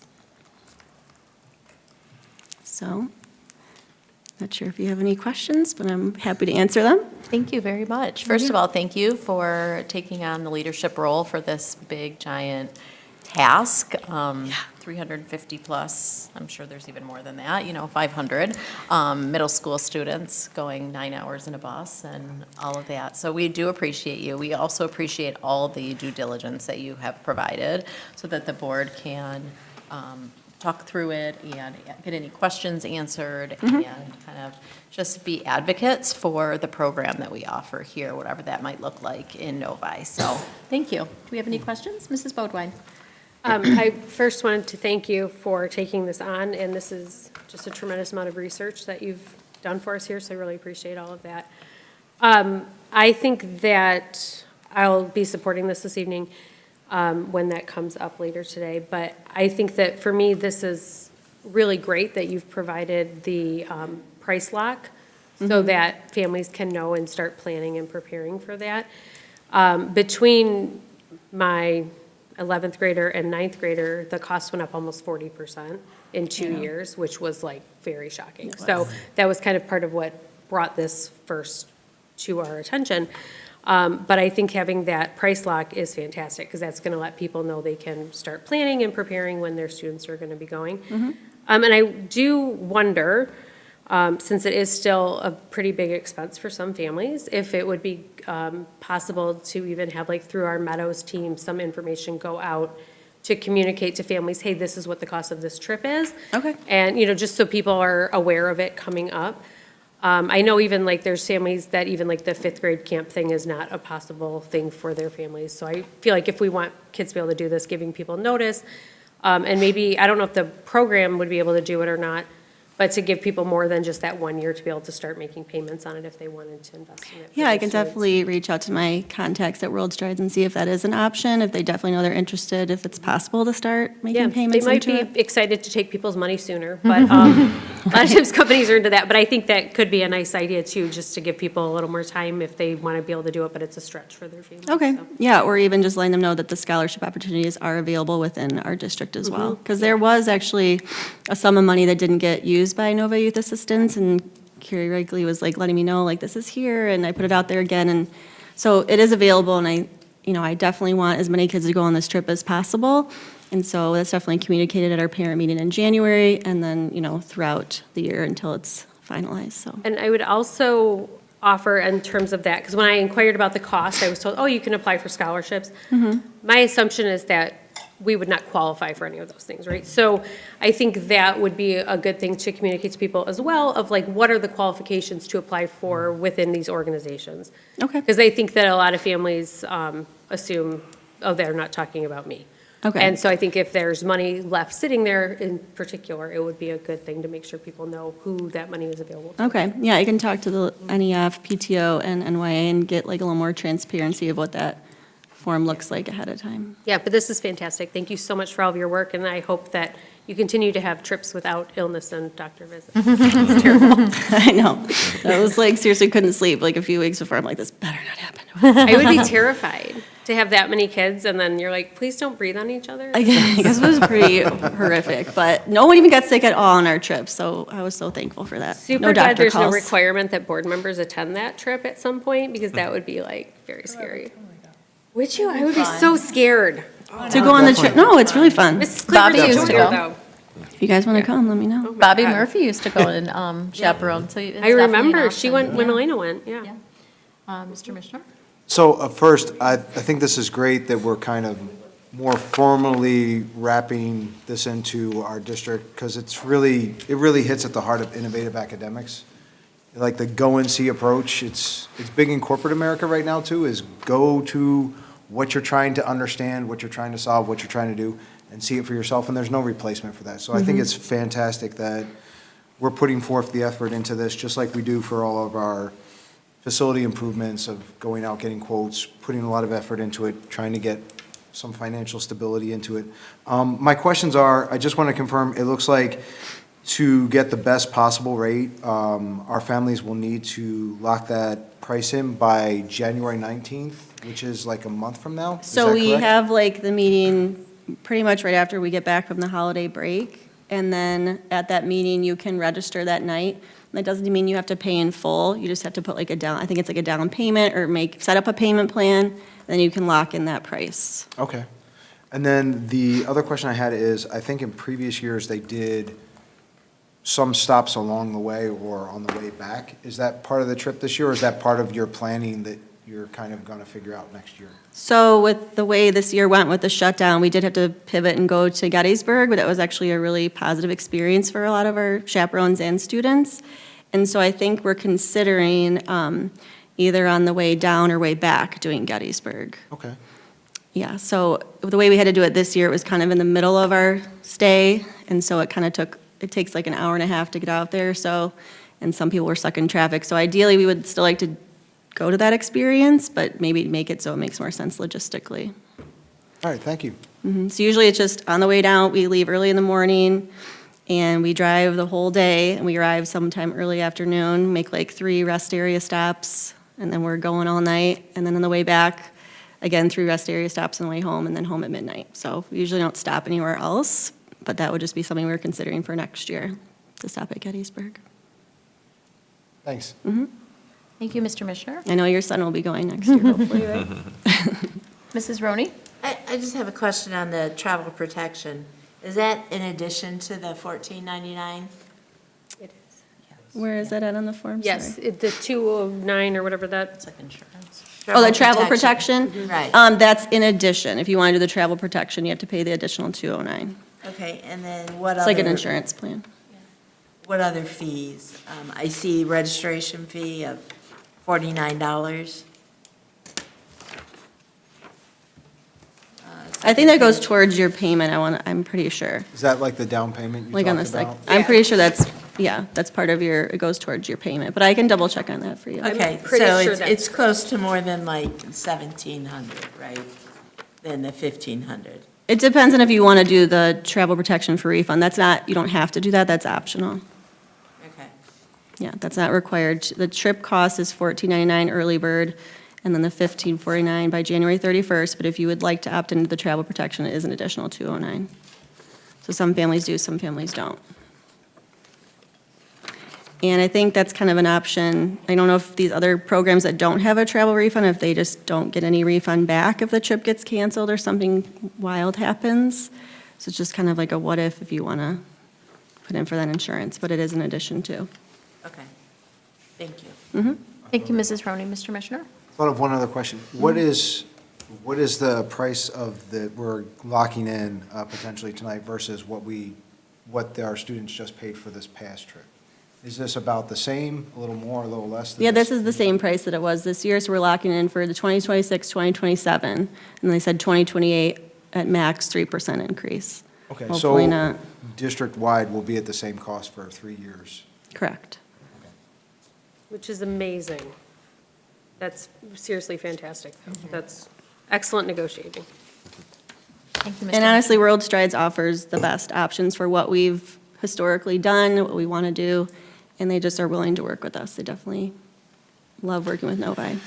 One other piece, just so you know, on the due diligence side, they also did explore, World Strides did give a quote for a value package, which is about $1,000. But that particular trip is significantly altered from our typical experience. And so part of the recommendation was in considering that, I mean, it's $500 less, but, you know, at that point, you're getting a fraction of the experience that our students have typically had. And so, you know, at that point, you're kind of saying, we'd rather provide the actual Novi trip, knowing that we're getting those price locks. But there is an option. It's just not necessarily the option that's anywhere close to what our kids have been used to over the past years, so. Any other questions? Okay. Thank you for being here. I'm excited to hear that there's a scholarship opportunity through World Strides in addition to our local Novi scholarships. And I love that you mentioned PTO. I know they're always willing to support buildings, and especially in middle school, you know, there's just less going on throughout the year, I think, for the PTO to support versus what goes on in the elementaries. About 6-7 Day, did you hear about 6-7? I know, I got to really get caught up on this, especially with little Sophie, I think was her name, and she was. I know, did she finish that? Was that a joke? No, I wasn't Okay. sure. It kind of went over my head, but I just thought I wasn't as smart as she was. I did see shirts that said, how many nights a week should you read? And it said 6, 7. Oh, cute. And I was like, oh, that's what we need for the elementary. Yeah. Some good shirts. You can't beat them, join them. So thank you very much, and we will bring this down to action in a little while and take a vote as a board. Okay. So we appreciate you. Thanks. Okay, we are going to move on to our consent agenda, and this evening, our consent items are approval of the minutes of a regular board meeting November 13th, approval of bills board report October 2025, check register for October 2025, purchase card report for October 2025, approval of field trips, Novi Middle School Robotics Team State Championship, Novi High School Theater, MSCI Spring Tournament and Conference, and Model UN Conference at Michigan State University. If I can get a recommendation, Mr. Cook? I recommend that the Novi Community School District Board of Education approves the consent items as presented. Support. Recommended by Mr. Cook and supported by Mrs. Roney. All in favor, say aye. Aye. Opposed? Motion carries 7-0. We will move on to information and discussion. We have 4 items this evening. We will start with the OCSBA resolutions. Mr. Micah. Thank you. The Oakland County School Board Association is requesting that school boards consider 2 resolutions. The resolutions are continuing resolutions. The first one being one that essentially is just sharing support for nonpartisan school board elections. I did reference House Bill 4588 at the last board meeting and kind of some of the dangers of that. The other resolution, too, was full funding for early on in Michigan. I know that Trustee Roney is very active in OXPA, and so she may have some additional things to share, not to put you on the spot, but those are there for your consideration. We're not voting on those tonight, but I wanted to make sure you had those for info and discussion. Thank you very much, Mr. Micah. Yeah, I think that the deadline is January 9th, so we will be taking action on this at our next meeting. Mrs. Roney, do you have anything to share beyond what Mr. Micah shared, or was that pretty inclusive? Basically, just the early on, it's been there, and we're really just trying to put a light on it, because a lot of people are not aware of that Michigan has this program for 0 to, I think it's 25, and, you know, the younger, the older gets taken care of, but the younger people, they don't, parents aren't aware of it. And we're asking, you know, for everyone to support it, shine a light on it, and move it forward. Thank you. Can I make a Yes, quick please, Mr. comment Mena. about resolutions? For me, one of the biggest things that I dislike is when we bring resolutions to the board, but the biggest thing that I dislike is bringing politics to the board. So I really don't understand what's behind resolution number 1, but, you know, I've been on this board over 11 years, and I honestly say, and I've mentioned this ad nauseum probably, that we've never had a board here who's worked as well as the one we currently have. And I think a lot of it is because we have a board that knows, that understands, not to bring their personal politics to the board table. This is the first time, this group, that we've actually had that happening. And I love you guys for it, I really, really do. So I certainly will be supporting this, and even though I don't like resolutions, I would really like to find out what's behind this. But I just think on face value, without having talked to anybody who's come up with this resolution, I just think it's counterproductive. I don't understand how this is going to help any board around the state. So that's my 2 cents. Mr. Micah, do you have, I know that you're really active legislatively, keeping on thumb and a pulse on what's going on. And if you don't know, no big deal, but it would be great if kind of we could find out, just for our information, where HB 4588 came from without obviously getting political. Well, and if you can also, because I didn't really expound, because folks might not understand what's behind it. Maybe if you can kind of explain what that's about. Yeah, so House Bill 4588 is something that's been moving through the House of Representatives currently. It's been in committee. This is a bill that essentially is proposed by a representative that is looking to make it so that school board members, when they apply for election, they have to declare a political party and in a partisan situation. And so similar to how we would vote for a Republican or a Democrat or an independent for a seat in the state legislature, they're proposing that school boards operate the same way. The rationale from the bill sponsor is that he believes that politics have become more of an issue in schools, and so parents need to have transparency around what the elected officials' positions are going to be. As I've said ad nauseum, again, to Dr. Ruskin's point of not getting overly political, I would just say that, one of the things that I think is helpful, we all know that every single person that is an elected official that serves on this board has their own personal political convictions. And sure, I think there are times where that would influence how a person votes, but largely, we're not the Pentagon, right? We're not solving major political issues here. We're talking about the best way to support our staff and the children that are coming to school here. And there's a lot more that we agree on in that space than disagree. And so I think there's some concern that this particular ideology could be dangerous to, and quite frankly, divisive to how school boards typically operate. We have the ability to stay out of a lot of that stuff because it's not something that's directly under our purview, and we can leave those things to the elected officials at the House and Senate and those types of positions. So that's kind of a little bit of a very high-level overview of where that's coming from, and I have been involved with listening to some of the committee hearings on that. And it's just a philosophical shift from what we've typically done. And I think the Oakland County School Boards Association is essentially trying to say, we really want the board positions to remain nonpartisan. Mrs. Roney? Willie, if you look at the first attachment, it gives a whole history of where the bill's coming from, where it is on the floor, who's put it into place, the pros and cons.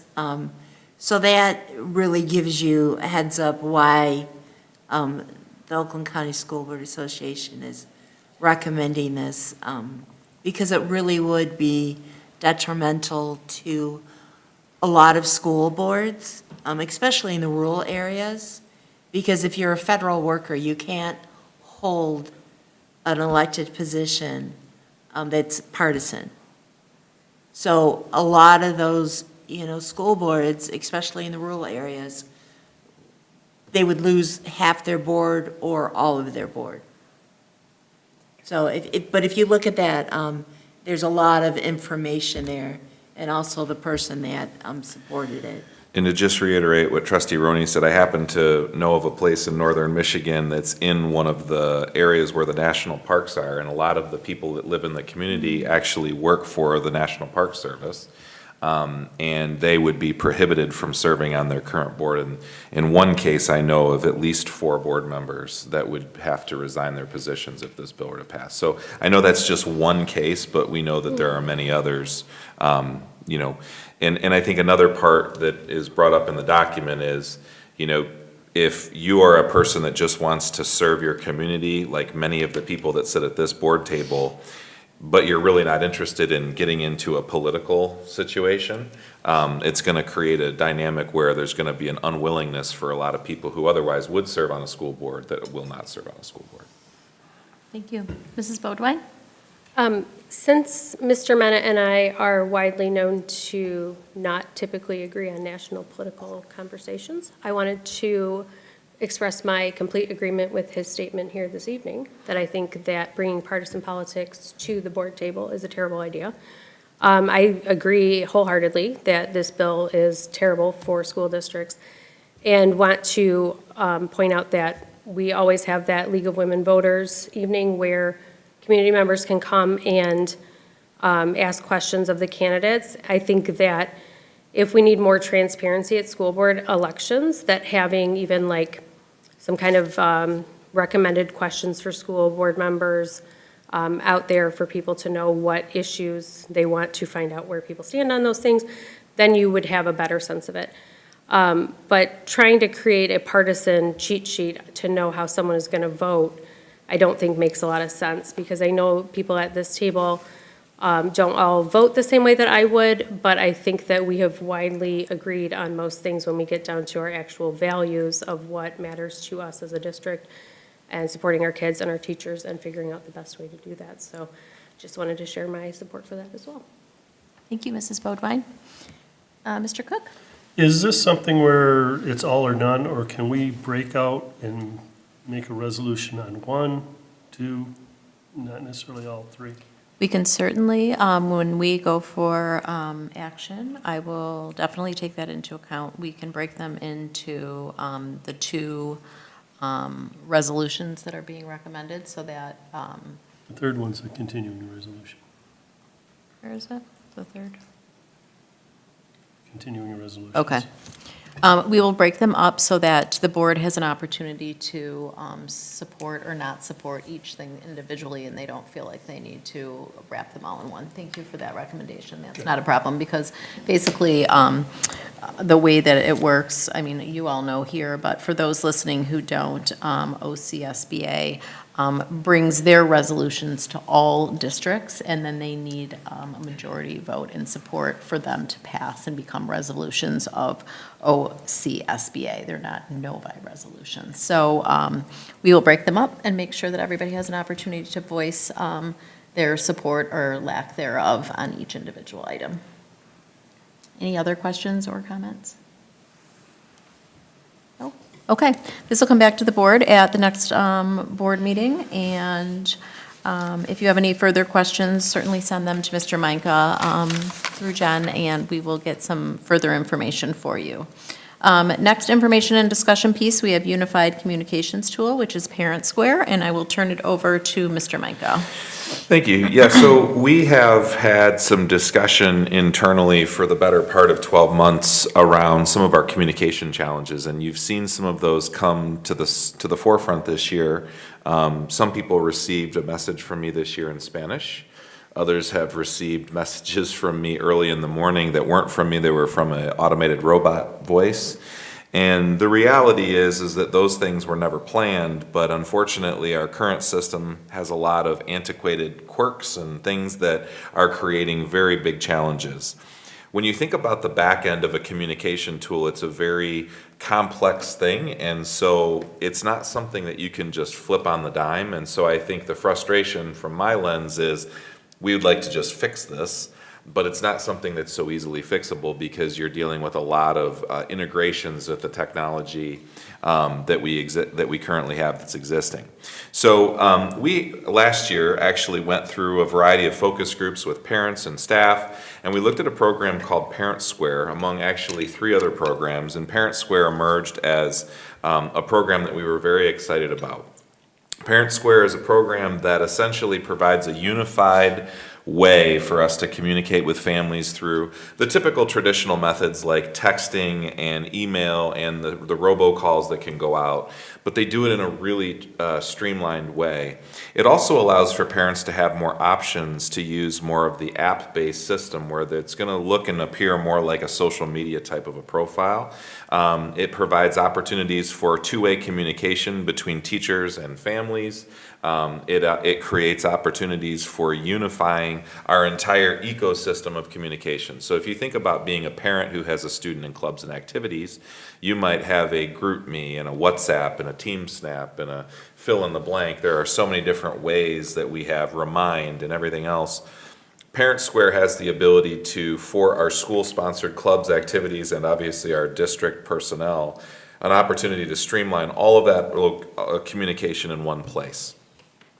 The really neat thing about Parent Square, in addition, is that we have the opportunity to consider the existing fees that we're paying for different programs. We have about 3 or 4 programs that we're paying for that Parent Square does, and it allows us to largely, if not totally, offset the cost of the switch over to the program. So we're able to get a more unified approach.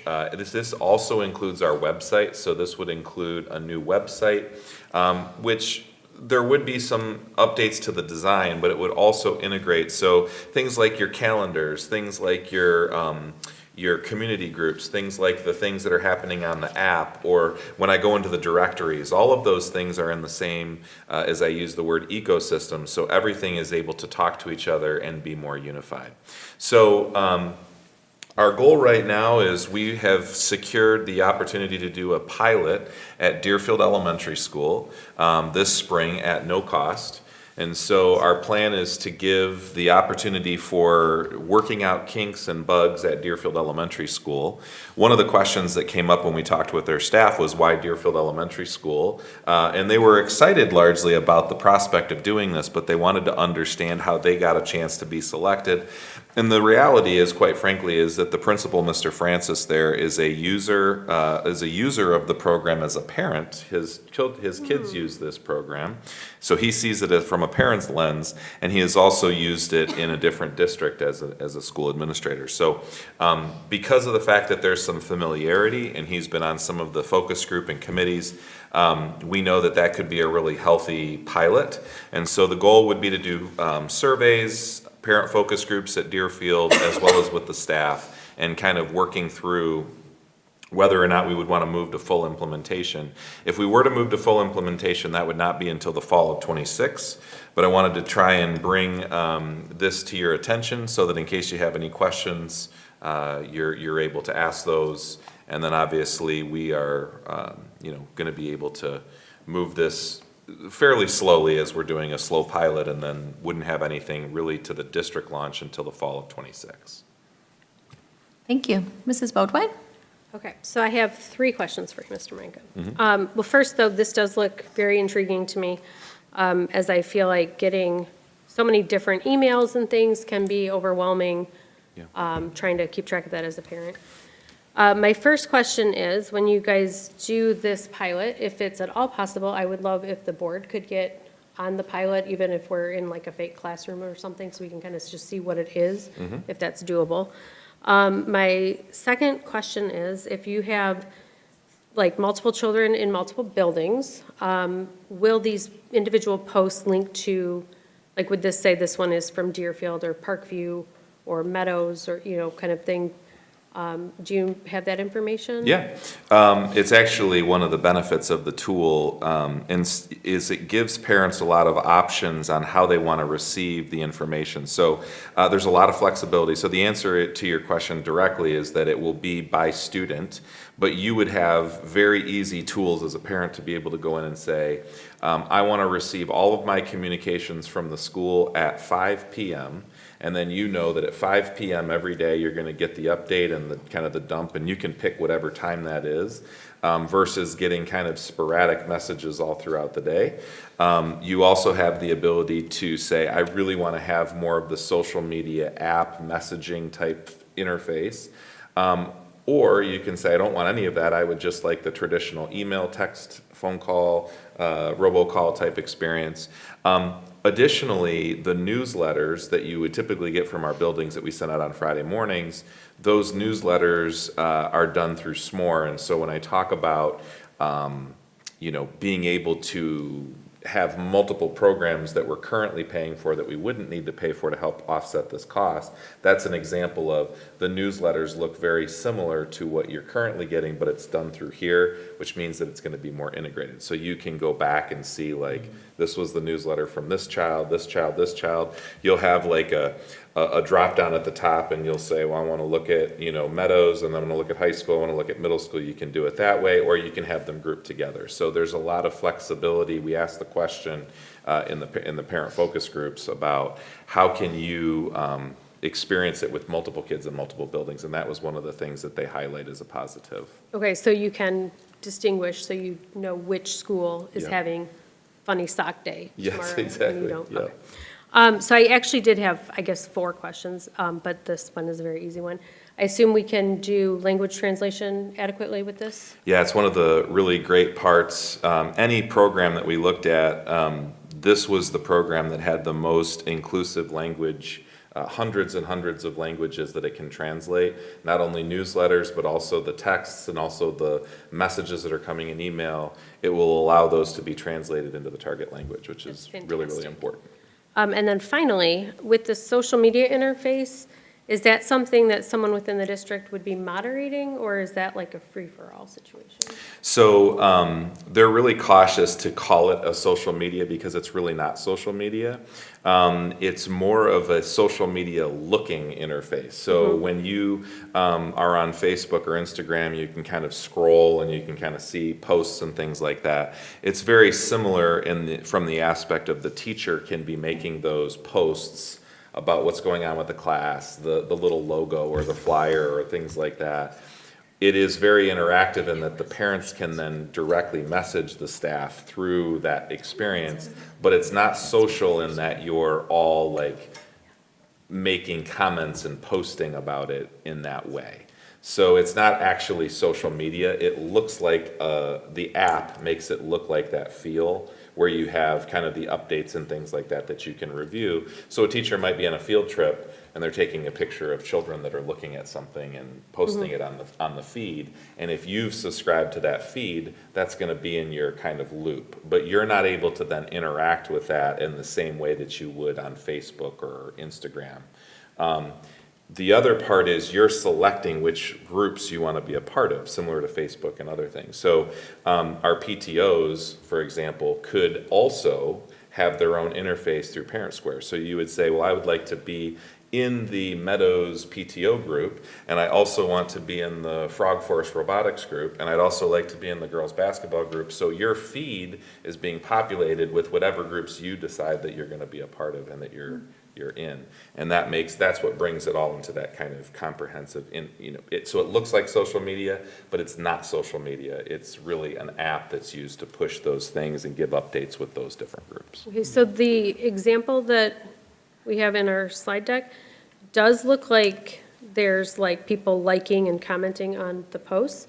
So that's something I would like if you could double check on that of how, if that is actually accurate or if that's not something that we would be using. But I would want to make sure that there's some type of moderation because, well, I would hope that comments would all be appropriate for like all eyes to see, but I would want to make sure we're protecting students and other families from any like negative comments. Yeah, and when we talked about this with the implementation team, they talked about how the comments can go directly to the staff member that made the post. Okay.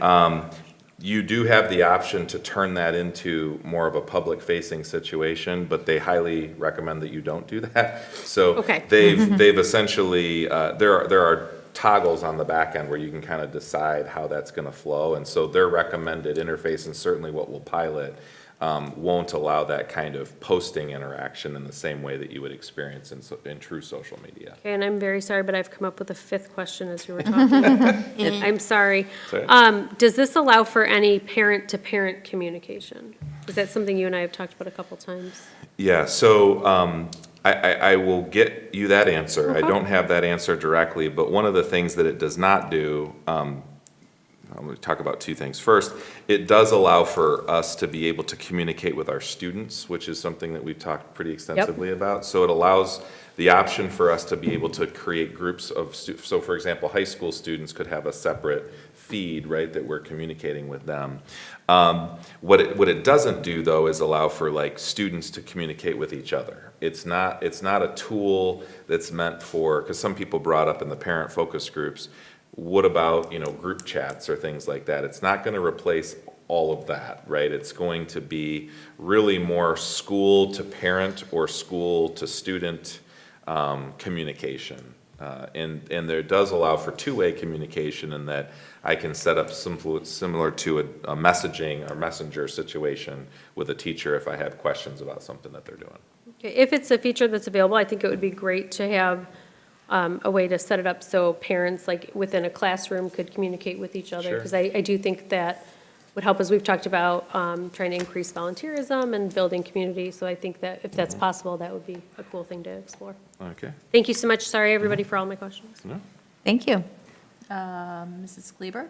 Yep, just to echo what Ben just said, he presented this a couple times at Interschool Council, and some of our ancillary groups, our PTOs and boosters, were really excited about the ability to be able to converse with the other parents in those groups. Right now, our PTOs are really restricted to posting on Facebook groups and things like that, and I think that's a dwindling number of parents that participate in those, so they were very excited about that.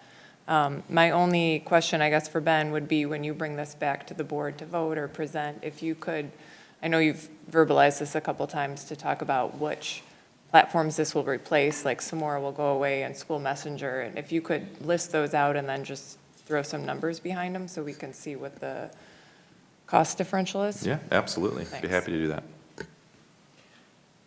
Mr. Commissioner, I'm going to just ask a quick question, because if I don't, I'll forget what Jamie said.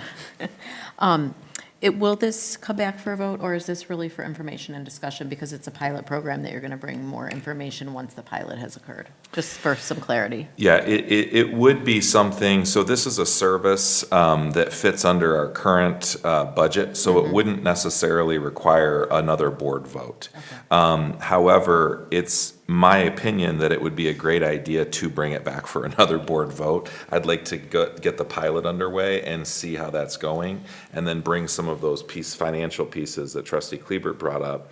And then everybody's kind of unified in the direction that we're going, so I think it makes sense to bring it back for action, but it wouldn't necessarily be like at our next meeting. Okay. I wanted to make sure you were aware of it because we're going to be piloting, and I didn't want you to kind of say I hadn't heard about that, but I would likely bring it back for action either after we've started the pilot for a period of time or after the pilot's completed. Okay. Yeah, that's just the clarification I was needing, and I just wanted to make sure when it doesn't show up on the next board agenda that nobody's concerned that it's just not coming back. Great So, point. Okay. Yeah. Mr. Commissioner? That kind of roughly covered it, so. Okay. Great. Mr. Cook?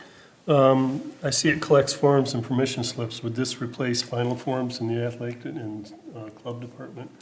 Because there's like 20 forms we have to sign for. So they actually have made that push to suggest that they could replace that. We are having conversations internally with our attorneys. One of the things that is in athletics that's somewhat unavoidable is when you're dealing with physicals, you have the HIPAA compliant servers that are required. And so what we have to do is some additional digging on whether or not this can meet that standard. If there are things that we can consolidate, we want to, but we also don't want to take things away that serve a purpose that this would be subpar at doing. So we are evaluating all of those types of systems to see what can be kind of sucked up into this comprehensive system. Because we're now trying to get our clubs to be on final forms also, and that's a communication tool. But Yep. there's a number of forms plus uploading the physicals and stuff. So, Yep, it's a great point. I do like that it does translate into over 190 languages. Even that stuff needs to be translated. So. Absolutely. Thank you, Mr. Cook. Any other questions or comments? Okay. Thank you for bringing this forward so that we're all in the know about Parent Square, so when parents start talking about it out there, we're not wondering what they're talking about Right, if we right. don't, yeah, if we're not a part of the pilot. So we will move on to information and discussion C, which is the custodial equipment purchase. Mr. Miko. Thank you. I'm going to give the opportunity for Ms. Cicluna to weigh in on the custodial equipment purchase here and provide a little bit of context. But essentially, with the opening of the Nova Center and the additional need to clean and have custodial service in this facility as well as the Nova Center, we're in need of purchasing some additional equipment. And so the custodial equipment purchase is going to be coming out of the 2019 bond funds, about $42,035. And these are everything from floor scrubbers to, vacuum cleaners and all of the equipment that's needed to kind of clean. So, Ms. Cicluna, I don't know if you have anything you want to give in terms of background or any additional information? I think the only thing I'll say is, this building was previously occupied, and probably the question might arise that is, okay, what happened to the equipment that was previously serving this building? But as this went down for construction, the extra equipment actually allowed us to defer purchases elsewhere for the district, and so that equipment was kind of disseminated and dispersed across different buildings. And the different floorings, the additional glass, it requires different pieces of equipment to clean it properly and also maintain its life for as long as we want to. There's definitely a need. Right now, what the maintenance team and custodial guys are doing, they are actually hauling equipment over to this building from Meadows. And some of that equipment, they actually have to put on a truck and drive over to this building. They can't just carry it or push it, especially not in snow and on icy ground conditions. So they're currently doing that. They know that this request is only coming for information and discussion, and it might not be approved until January. So the process is in front of the board, the request is in front of the board, and if you have any questions, let me know. Thank you. Mr. Mishner? I think you might have answered it, but just for clarity's sake, so this is not replacement equipment, this is all new additional equipment? Correct. Okay. Yeah. Any other questions or comments? Just a quick one, Favor. might be a typo, but is there a reason it says the expenditure for kitchen equipment? Like, It's a- this isn't just it's not- kitchen, is it? Nope, it's a typo. Oh, okay, sorry. You're good. Any other questions?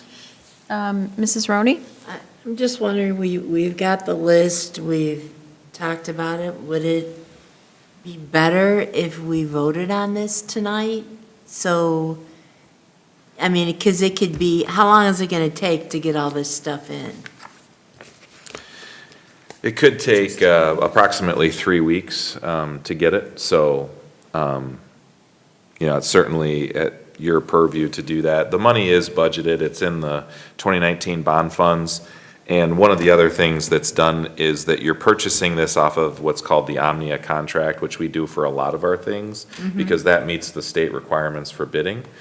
So we're purchasing off of those contracts, which allow us a little bit of an expedited process, but yes, it's certainly, if the board were to do that, I typically don't, do that unless it's absolutely necessary, but it would certainly be helpful and reduce the amount of time till we get the equipment.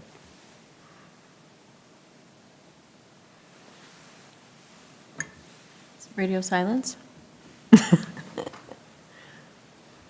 I'm not putting any pressure on anybody. I feel like if you guys want to, if someone wants to make the motion, great, and if not, we can move on to the next item if you feel like you need more time to consider it, look through the information, whatnot, so. I would not be opposed to moving on it tonight, so we can get the order in before everything shuts down for the holidays and hopefully get the equipment quicker. My take on this is, I was slightly concerned when I heard that we're moving equipment and doing it, and I'm sure they're very careful, but there's always a chance that we could cause additional wear and tear and/or damage to that equipment that's not intended to be moved regularly in that fashion. So My thought is the sooner we can get the new equipment in place, the sooner we can keep the equipment that's already in different buildings for other purposes, just doing its duty there and not, cause additional wear and tear to that equipment we already have. I would agree. Does anybody have an opinion otherwise? I have no objection if you care to know whether we move this to action items or not. Same. Okay.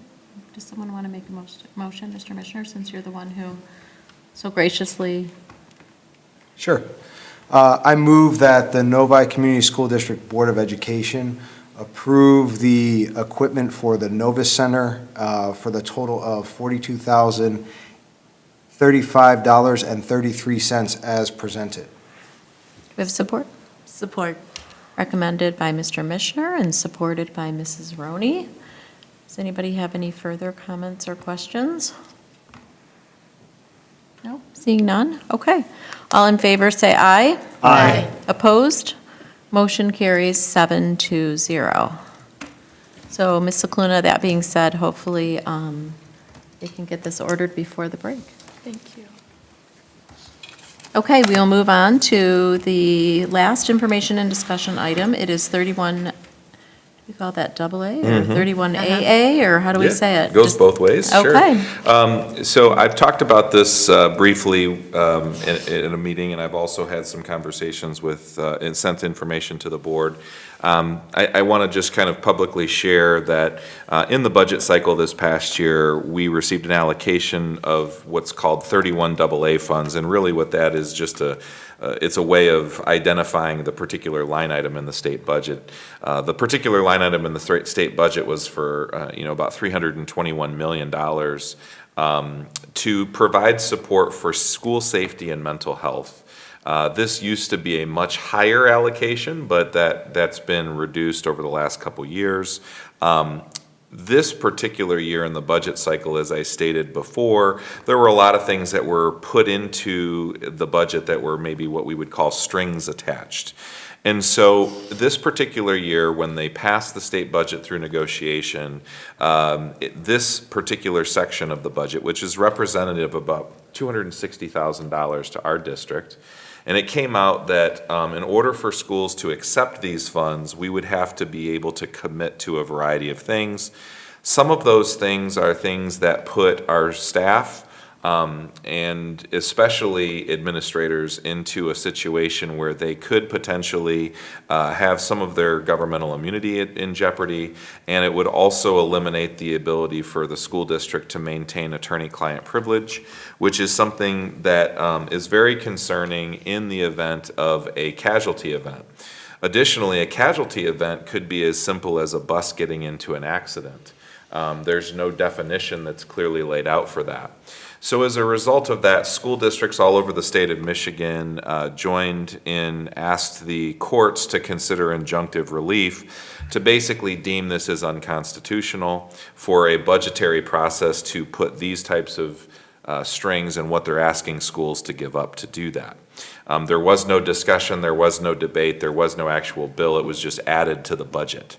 So school districts were told that they should opt in to accept the funds in early December, which our school district did, under the understanding that it allows for us to rescind and deny the funds or turn the funds away if this court does not side with the school districts in basically saying that this is unlawful. That decision will be issued by the judge no later than December 19th. And so we have the ability to essentially see what the judge is going to say. And in the event that the judge were to say it is lawful, they can make those requirements, our intent would be to not accept those funds.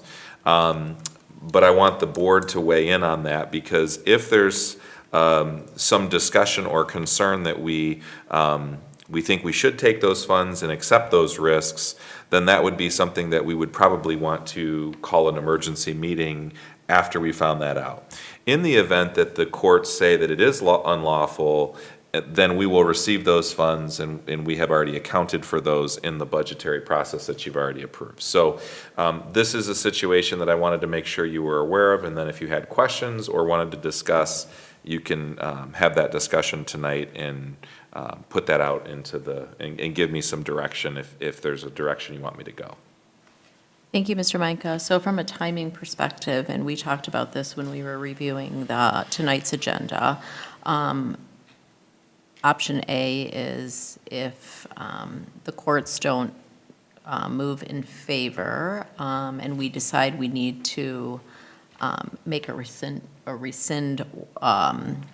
action item, we would need to call a special meeting on probably Monday or Tuesday, the 22nd or 23rd, probably the 22nd, to keep it away from the holiday, because next Friday is the 19th. I'm just giving you kind of a timeline here. Hopefully, there will be a decision out prior to next Friday, because that's the last possible date. We do have a meeting on the 18th. I mean, that would be an ideal situation, an ideal world. We only need to have 4 board members. So just to kind of have just a general thought process of what the timing would look like if we did need to call a meeting to have some further discussion and just take some action, so that Ben feels comfortable with taking action on behalf, of the district in this regard. So does anybody have any specific questions, again, though, about 31AA and the thoughts behind it and the direction and, what Ben has shared with us? Mr. Commissioner? Yeah, so just for clarity, what percentage of our budget would this be if we rescinded our position and we opted out? How much of what percent of our general fund budget would that impact? So it's about a $260,000 shortfall in this year's budget, and we did include that in the budget amendment that you approved just recently. So we would have to then spend some time figuring out how we were going to make that up over the course of the rest of the year. I guess we kind of view it as a little bit, I feel like this needs to be a board decision because it has such heavy implications, right? So the money itself is, I don't have a particular percentage off the top of my head, but I know the amount is, roughly 260,000. That is a bit of a poison pill. It's kind of like, if you take this, you're accepting all of these potentially really, really bad situations. But at the same time, it is $260,000. So if the board is going to say, you know what, we'll roll the dice on those risks, we want to take that money, I would like that to be a collective governance decision as opposed to me making that decision in isolation.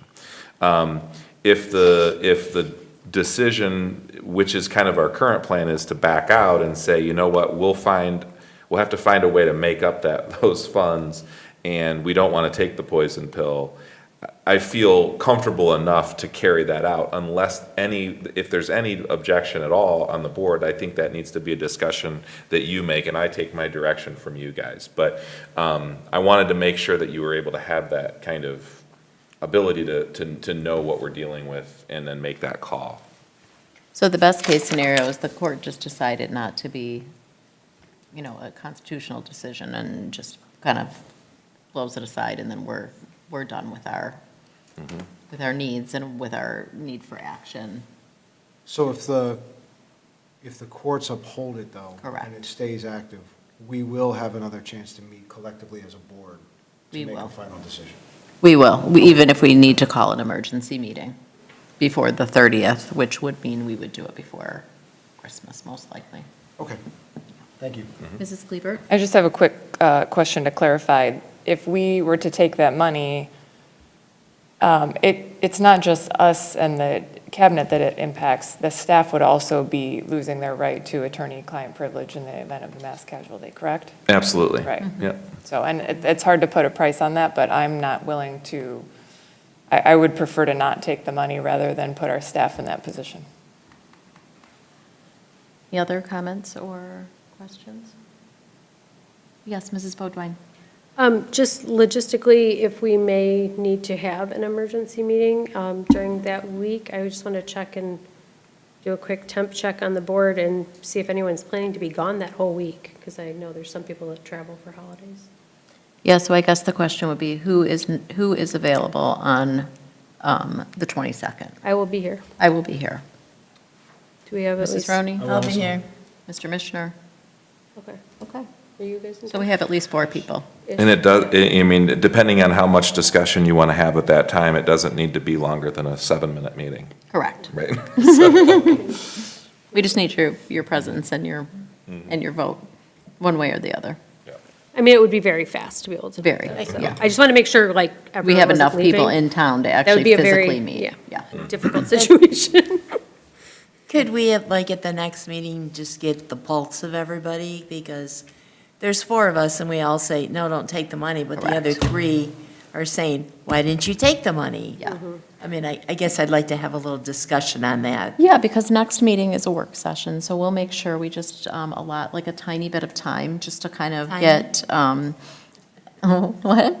Tiny? A tiny bit of time, just to make sure that we get kind of an update on whether anything has happened or not, and whether we need to have a vote at that point, or whether we're still waiting for the decision by the courts, which would potentially happen the next day, so, yeah.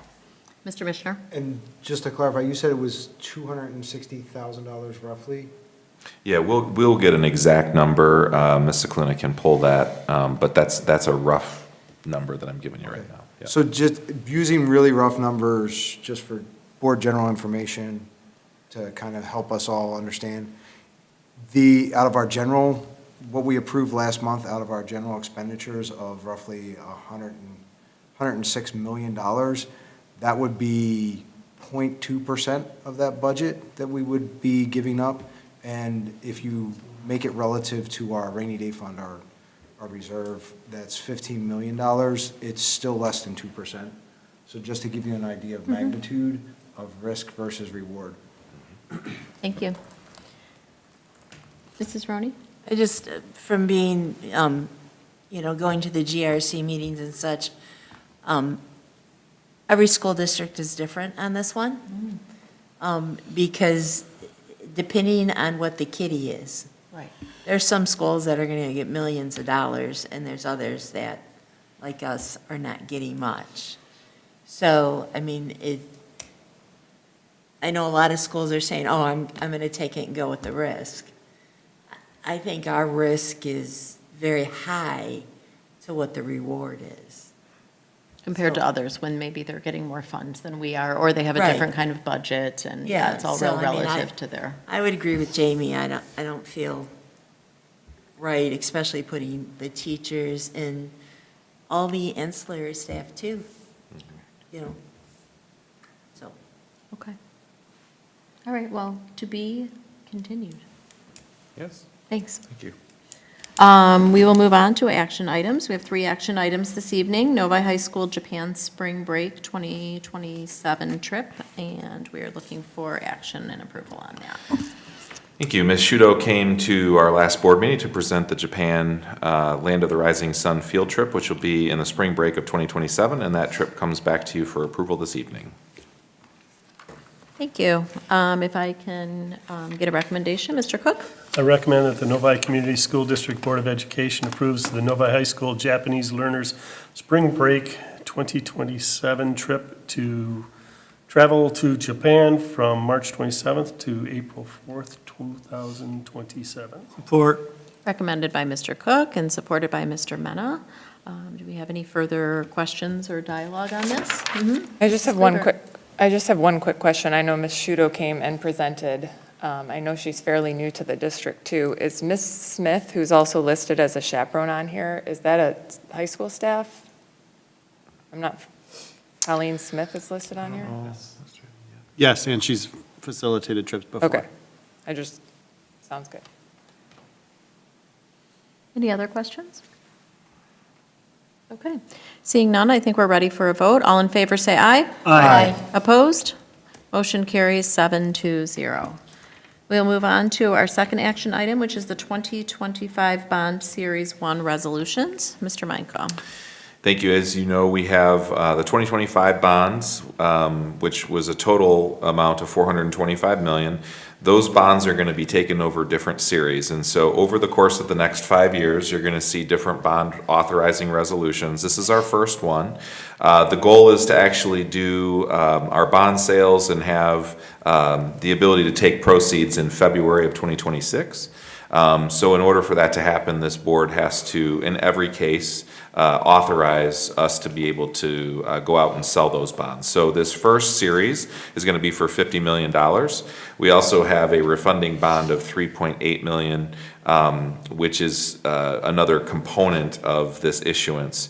And so the recommendation is for the school district to, the board to adopt the attached resolution for Series 1 bond, which was approved by the electors, not to exceed $50 million for refunding a portion of the bond project, and that the bonds designated in the 2026 refunding bonds be issued in the aggregate principal amount not to exceed $3,850,000.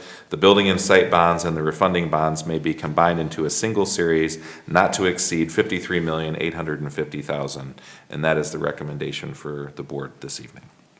Thank you, Mr. Micah. If I can get a motion? Ms. Bodwine? Okay. It's the capital project chair when no one speaks. Sure, It's sure. like the teacher who gets to pick Okay. her I was going to let student. Mr. Mena take this one. Mr. Mena, you want to take it? Oh, okay. Yeah. Go for it. Were you waving at me? I did a bunch of the bond No. ones last Okay. time. No, but I appreciate that. So I move that the Board of Education adopt the attached resolution to issue Series 1 of the bonds approved by the electors in the amount not exceeding $50 million for the purpose of funding a portion of the bond project, and that the bonds designated 2026 refunding bonds be issued in the aggregate principal amount not to exceed $3,850,000. The building and site bonds and the refunding bonds may be combined into a single series not to exceed $53,850,000. Support. Recommended by Mr. Mena and supported by Mrs. Bodwine. Do we have any questions in regard to this? Mr. Mishner? Hopefully it's a simple one. Could somebody explain what the reclaim portion of it is? Yeah, and I should have asked the board in advance if you wanted me to have our bond counsel here, because they're the ones that write these resolutions, and there's a lot of, quite frankly, stuff that I'm not as able to answer. What I do know is that this authorizing resolution has two components to it. One is that we can actually go out and sell the bonds in the market for the $50 million. It also allows us to repay our school's general fund or other funds that we would expense up until we get the bond sale. So for example, we may say there's some work that needs to get started with design, and that's going to cost us $1 million. And if we paid that out of, say, the sinking fund or out of the general fund, we could refund that with the proceeds we get from the $53,850,000. But if there's a specific question on the language that's here, I'd be happy to be able to get that for you. But they're gonna read very similarly each time they do a series. So that's what the refunding part is? That's the refunding part, for If sure. we pay for anything before we get the bonds sold, Correct. we can refund ourselves up to that amount? Correct, which is legally permissible because the bond has been authorized by the voters and the electorate. So we know that the money has been approved. You have to still issue the authorizing resolution. And then in the meantime, the way that this is written allows us to be able to repay ourselves if we wrote a check out of a different account for a permissible bond expense. Okay. Yeah. Thank you. Thank you, Mr. Mishner. Mr. Mena? Oh, I just wanted to say that, at least in the past, whenever we sold bonds, these were real bonds, so I just wanted to warn our board secretary that he may have to come in and sign these bonds. I don't know how many there were last time, there were quite a number of them, but it is pretty cool kind of seeing these things. They're actually real paper, cool-looking bonds that you have to sign before, I guess, before they get sold, maybe. And to that, on what trustee Mena just said, the bonds are actually also purchasable by the public. So I had a parent at one of our parent advisory committees say, could parents actually purchase these bonds? And the answer is yes. Now, most likely, they're not going to purchase 50 million of those, but the large portion are going to be sold by J.P. Morgan, big companies that are out there on Wall Street. But it is possible that if there was a local person that wanted to invest in our school bonds, they are on the open market, and that information will come out at the time of the bond sale, which is in February. Interesting. Any other questions, concerns, comments? Okay. Seeing none, all in favor, say aye. Aye. Opposed? Motion carries 7-0. Thank you. We're going to move on to our final action item, which this evening is the 2026 8th grade Washington, D.C. trip. I'll turn that over to Mr. Micah. Thank you. The district has presented to you our findings, and we're recommending to move forward with the World Strides trip as presented this evening. The information is attached for your review. Thank you. Mr. Mishner? I move that the Novi Community School District Board of Education approve the 8th grade trip to Washington, D.C., November 3rd through November 6th, 2026. Support. Recommended by Mr. Mishner and supported by Mrs. Kleber. Do we have any questions? No? Mr. Cook? Just going to reiterate a comment that we really appreciate the due diligence that they went through in making sure that this is a very rewarding trip for the students and at the most cost-effective way. Thank you. Thank you, Mr. Cook, and I really do appreciate the board's work on this and questions and, just sharing their concerns as parents and community members so that we could really have, our team dig deep and get the information we need. Even tonight, the questions and, the ideas on how we can really make sure as many students as possible are able to participate is really, really great work. So thank you. Do we have any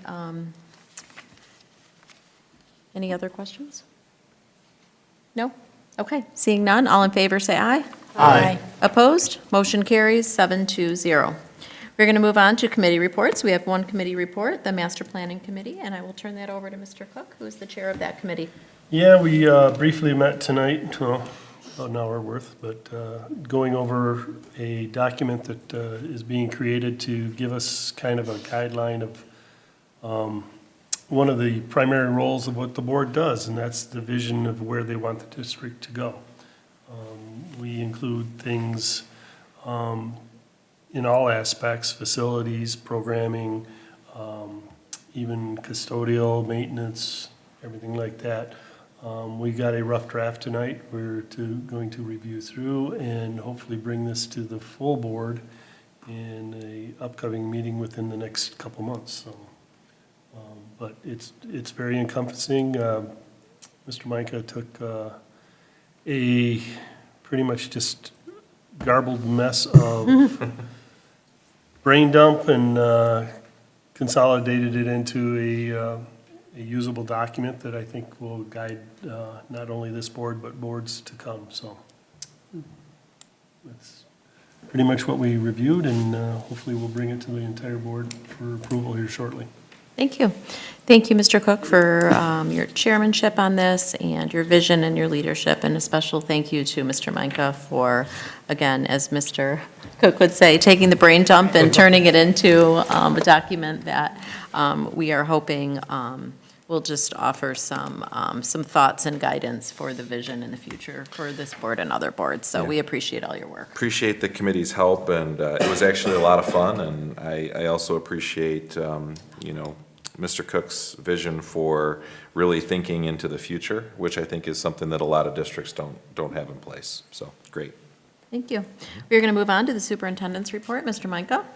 Thank you. We've had an awesome week this week for some of our students who got a snow day yesterday. Lots of them had a lot to say about that, both on social media as well as in my email, but appreciate their advocacy.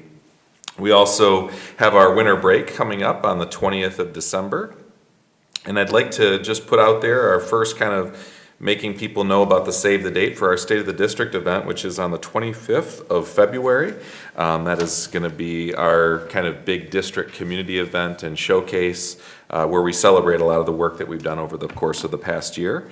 Had the opportunity to film or to tape our Courageous Curiosity podcast a couple weeks ago with military service members, and we asked kind of the curious question, what's it like to be in the armed services and the military? And we actually talked with a couple of recruiters as well as one of our students who's going to be going into the Marines, and got a chance to hear some interesting pieces. Would encourage you to check that out. And then I have another podcast coming up next week where we'll be featuring a discussion with our students who are organizing our Wish Week this year.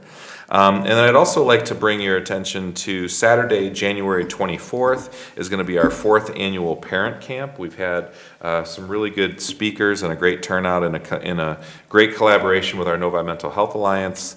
They're bringing in a keynote, Carrie Bescalonis, who is going to be the keynote speaker. She's going to talk about parenting in the age of overstimulation, finding calm in the chaos. And so we're tying a lot of this into the Positivity Project. We're tying a lot of this into our vision for our graduate profile. And so I think it's a wonderful opportunity for parents to get some breakout sessions and just connect with each other. So Saturday, January 24th, I want to put that on your radar, and thank the board for all of their support. We have one more work session next week, and then we'll have a winter break upon us. Thank you. Thank you, Mr. Micah.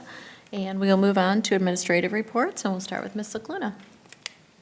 All right, well, as Mr. Minkus said earlier, we had a lot of snow this week, so maintenance has been moving snow and salting our walks, I think earlier this year than last year. I just want to share too that we have normal maintenance scheduled over winter break. Maybe a lot of people don't know, but we actually have our custodial team contract out to have all of our gyms resurfaced, refinished. There's deeper cleaning going on in all of the buildings, and that happens every big break and over the summer, so that's going to happen here in a couple weeks. In the same vein of maintenance, I think I spoke last board meeting about kicking off an RFP process for custodial services. We actually haven't issued an RFP for custodial services in maybe a decade, and so we've shored that up. I've had the attorney look at it. Our internal team is really just making final preparations on it. We are going to issue it at the end of January, and I'm anticipating we bring a recommendation to the board in March for approval in April, with the custodial team kicking things off July 1st. It might be the same team that we have right now that we're working with, EnviroClean, but it's going to be determined by a number of factors. There's a rubric we put together, and obviously the board approval. The last thing I want to share is the thing that I'm most excited about. So our food service team is kicking off their second annual Chopped competition. I don't know if you guys saw that on the Facebook page, but I know that a number of you board members had the opportunity to sit in as judges. So it's happening again. Kids are scrambling. My daughter is in the high school, so they are scrambling, making teams, deciding what they're going to cook. They've got to register by January 9th, and the cook-off is scheduled for March 24th. So We're super fighting over excited here, about sorry. that. We're fighting over who's going to get Yeah, to. exactly. I figured it would create a stir here, too. Yes. Going on my calendar. Invite or not, Mr. Mendo's coming, so. Crashing. Thank you very much, Ms. Cicluna. Dr. Carino? Thank you. I would just like to publicly say thank you to the NEF for their generous donation to the Therapy Dog Program. We are able to put those resources toward training and purchases of dogs and supplies, and so we are incredibly grateful to their donation. We also just recently finalized a tentative agreement with our NICE group. That's the Novi Association of Early Childhood Educators. We will be sharing the details of that TA later in closed session, and we'll be bringing that to your consideration for a vote in January. But it was a pleasure to work with them. They are our newest bargaining unit of teachers at the preschool, and so it's been a pleasure to get to know them and to formalize some agreements with them, and so we're looking forward to sharing that with you this evening. and just wishing all of our staff a wonderful winter break. They have worked really hard since August and deserve this break and time away, so we wish them a wonderful time, whether they're staying home or traveling, and look forward to kicking off 2026 strong. So thank you. Thank you, Dr. Carino. Mr. Giramini? Thank you, Dr. Ruskin.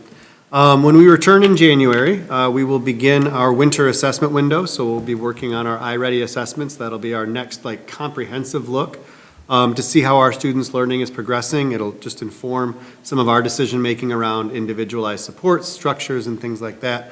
And I look forward to our department being able to provide a report to the curriculum committee in February timeframe. We also have, believe it or not, our kindergarten information night coming up in January, on January 20th at 6 p.m. at Novi High School. This is an opportunity for families to learn about our Wildcat Launch Kindergarten and our kindergarten programs in time for fall 2026. Those preparations begin very, very early. And I just want to echo the sentiments of my colleagues, wishing everybody a wonderful, safe, and happy break.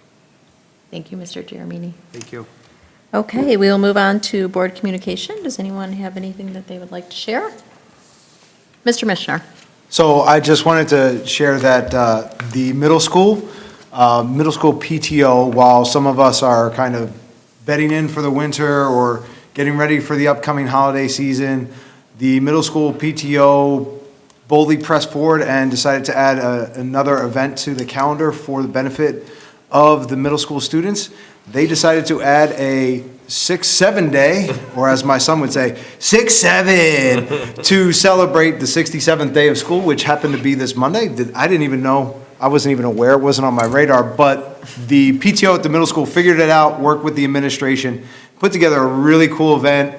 They had scavenger hunts to find Principal Baker's face posted throughout the building and other administrators, and they could turn that in for a prize at lunch.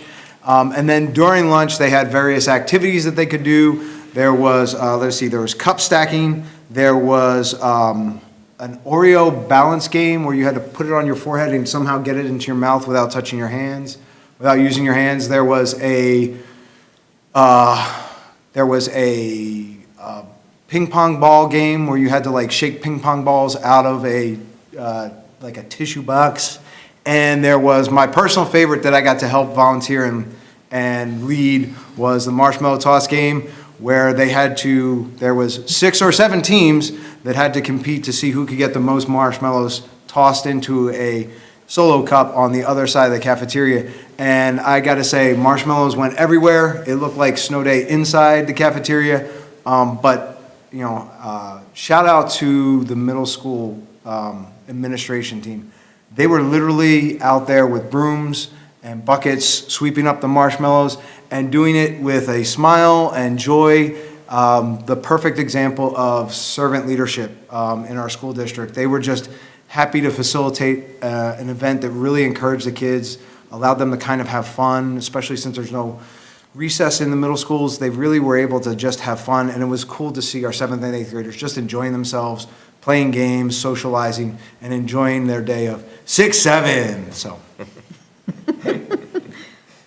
Thanks, Mr. Mishner. I'm still trying to figure out the 6-7. I know I've heard it 150 times. I just don't get it. So I'm just old. Ms. Kleebert? I just have a quick comment. I want to thank Ben and our district for adding a volunteer spotlight to your monthly newsletter. The district recognized Katie Mahalik and Julia Katalski this month for their significant contributions to different clubs, groups, teams, and PTOs around the district. So I think it's a great new addition that we've added to our monthly newsletter, and thank you, Ben, for supporting that. Thank you for organizing it. Any other board communication? Mrs. Roney? Just one boring one. The registration for Winter Institute is open, and it's a virtual online. You can get your classes, and it would be really nice if our board all completed their 100s. Mary Ann, we're not doing it now just because you said it again.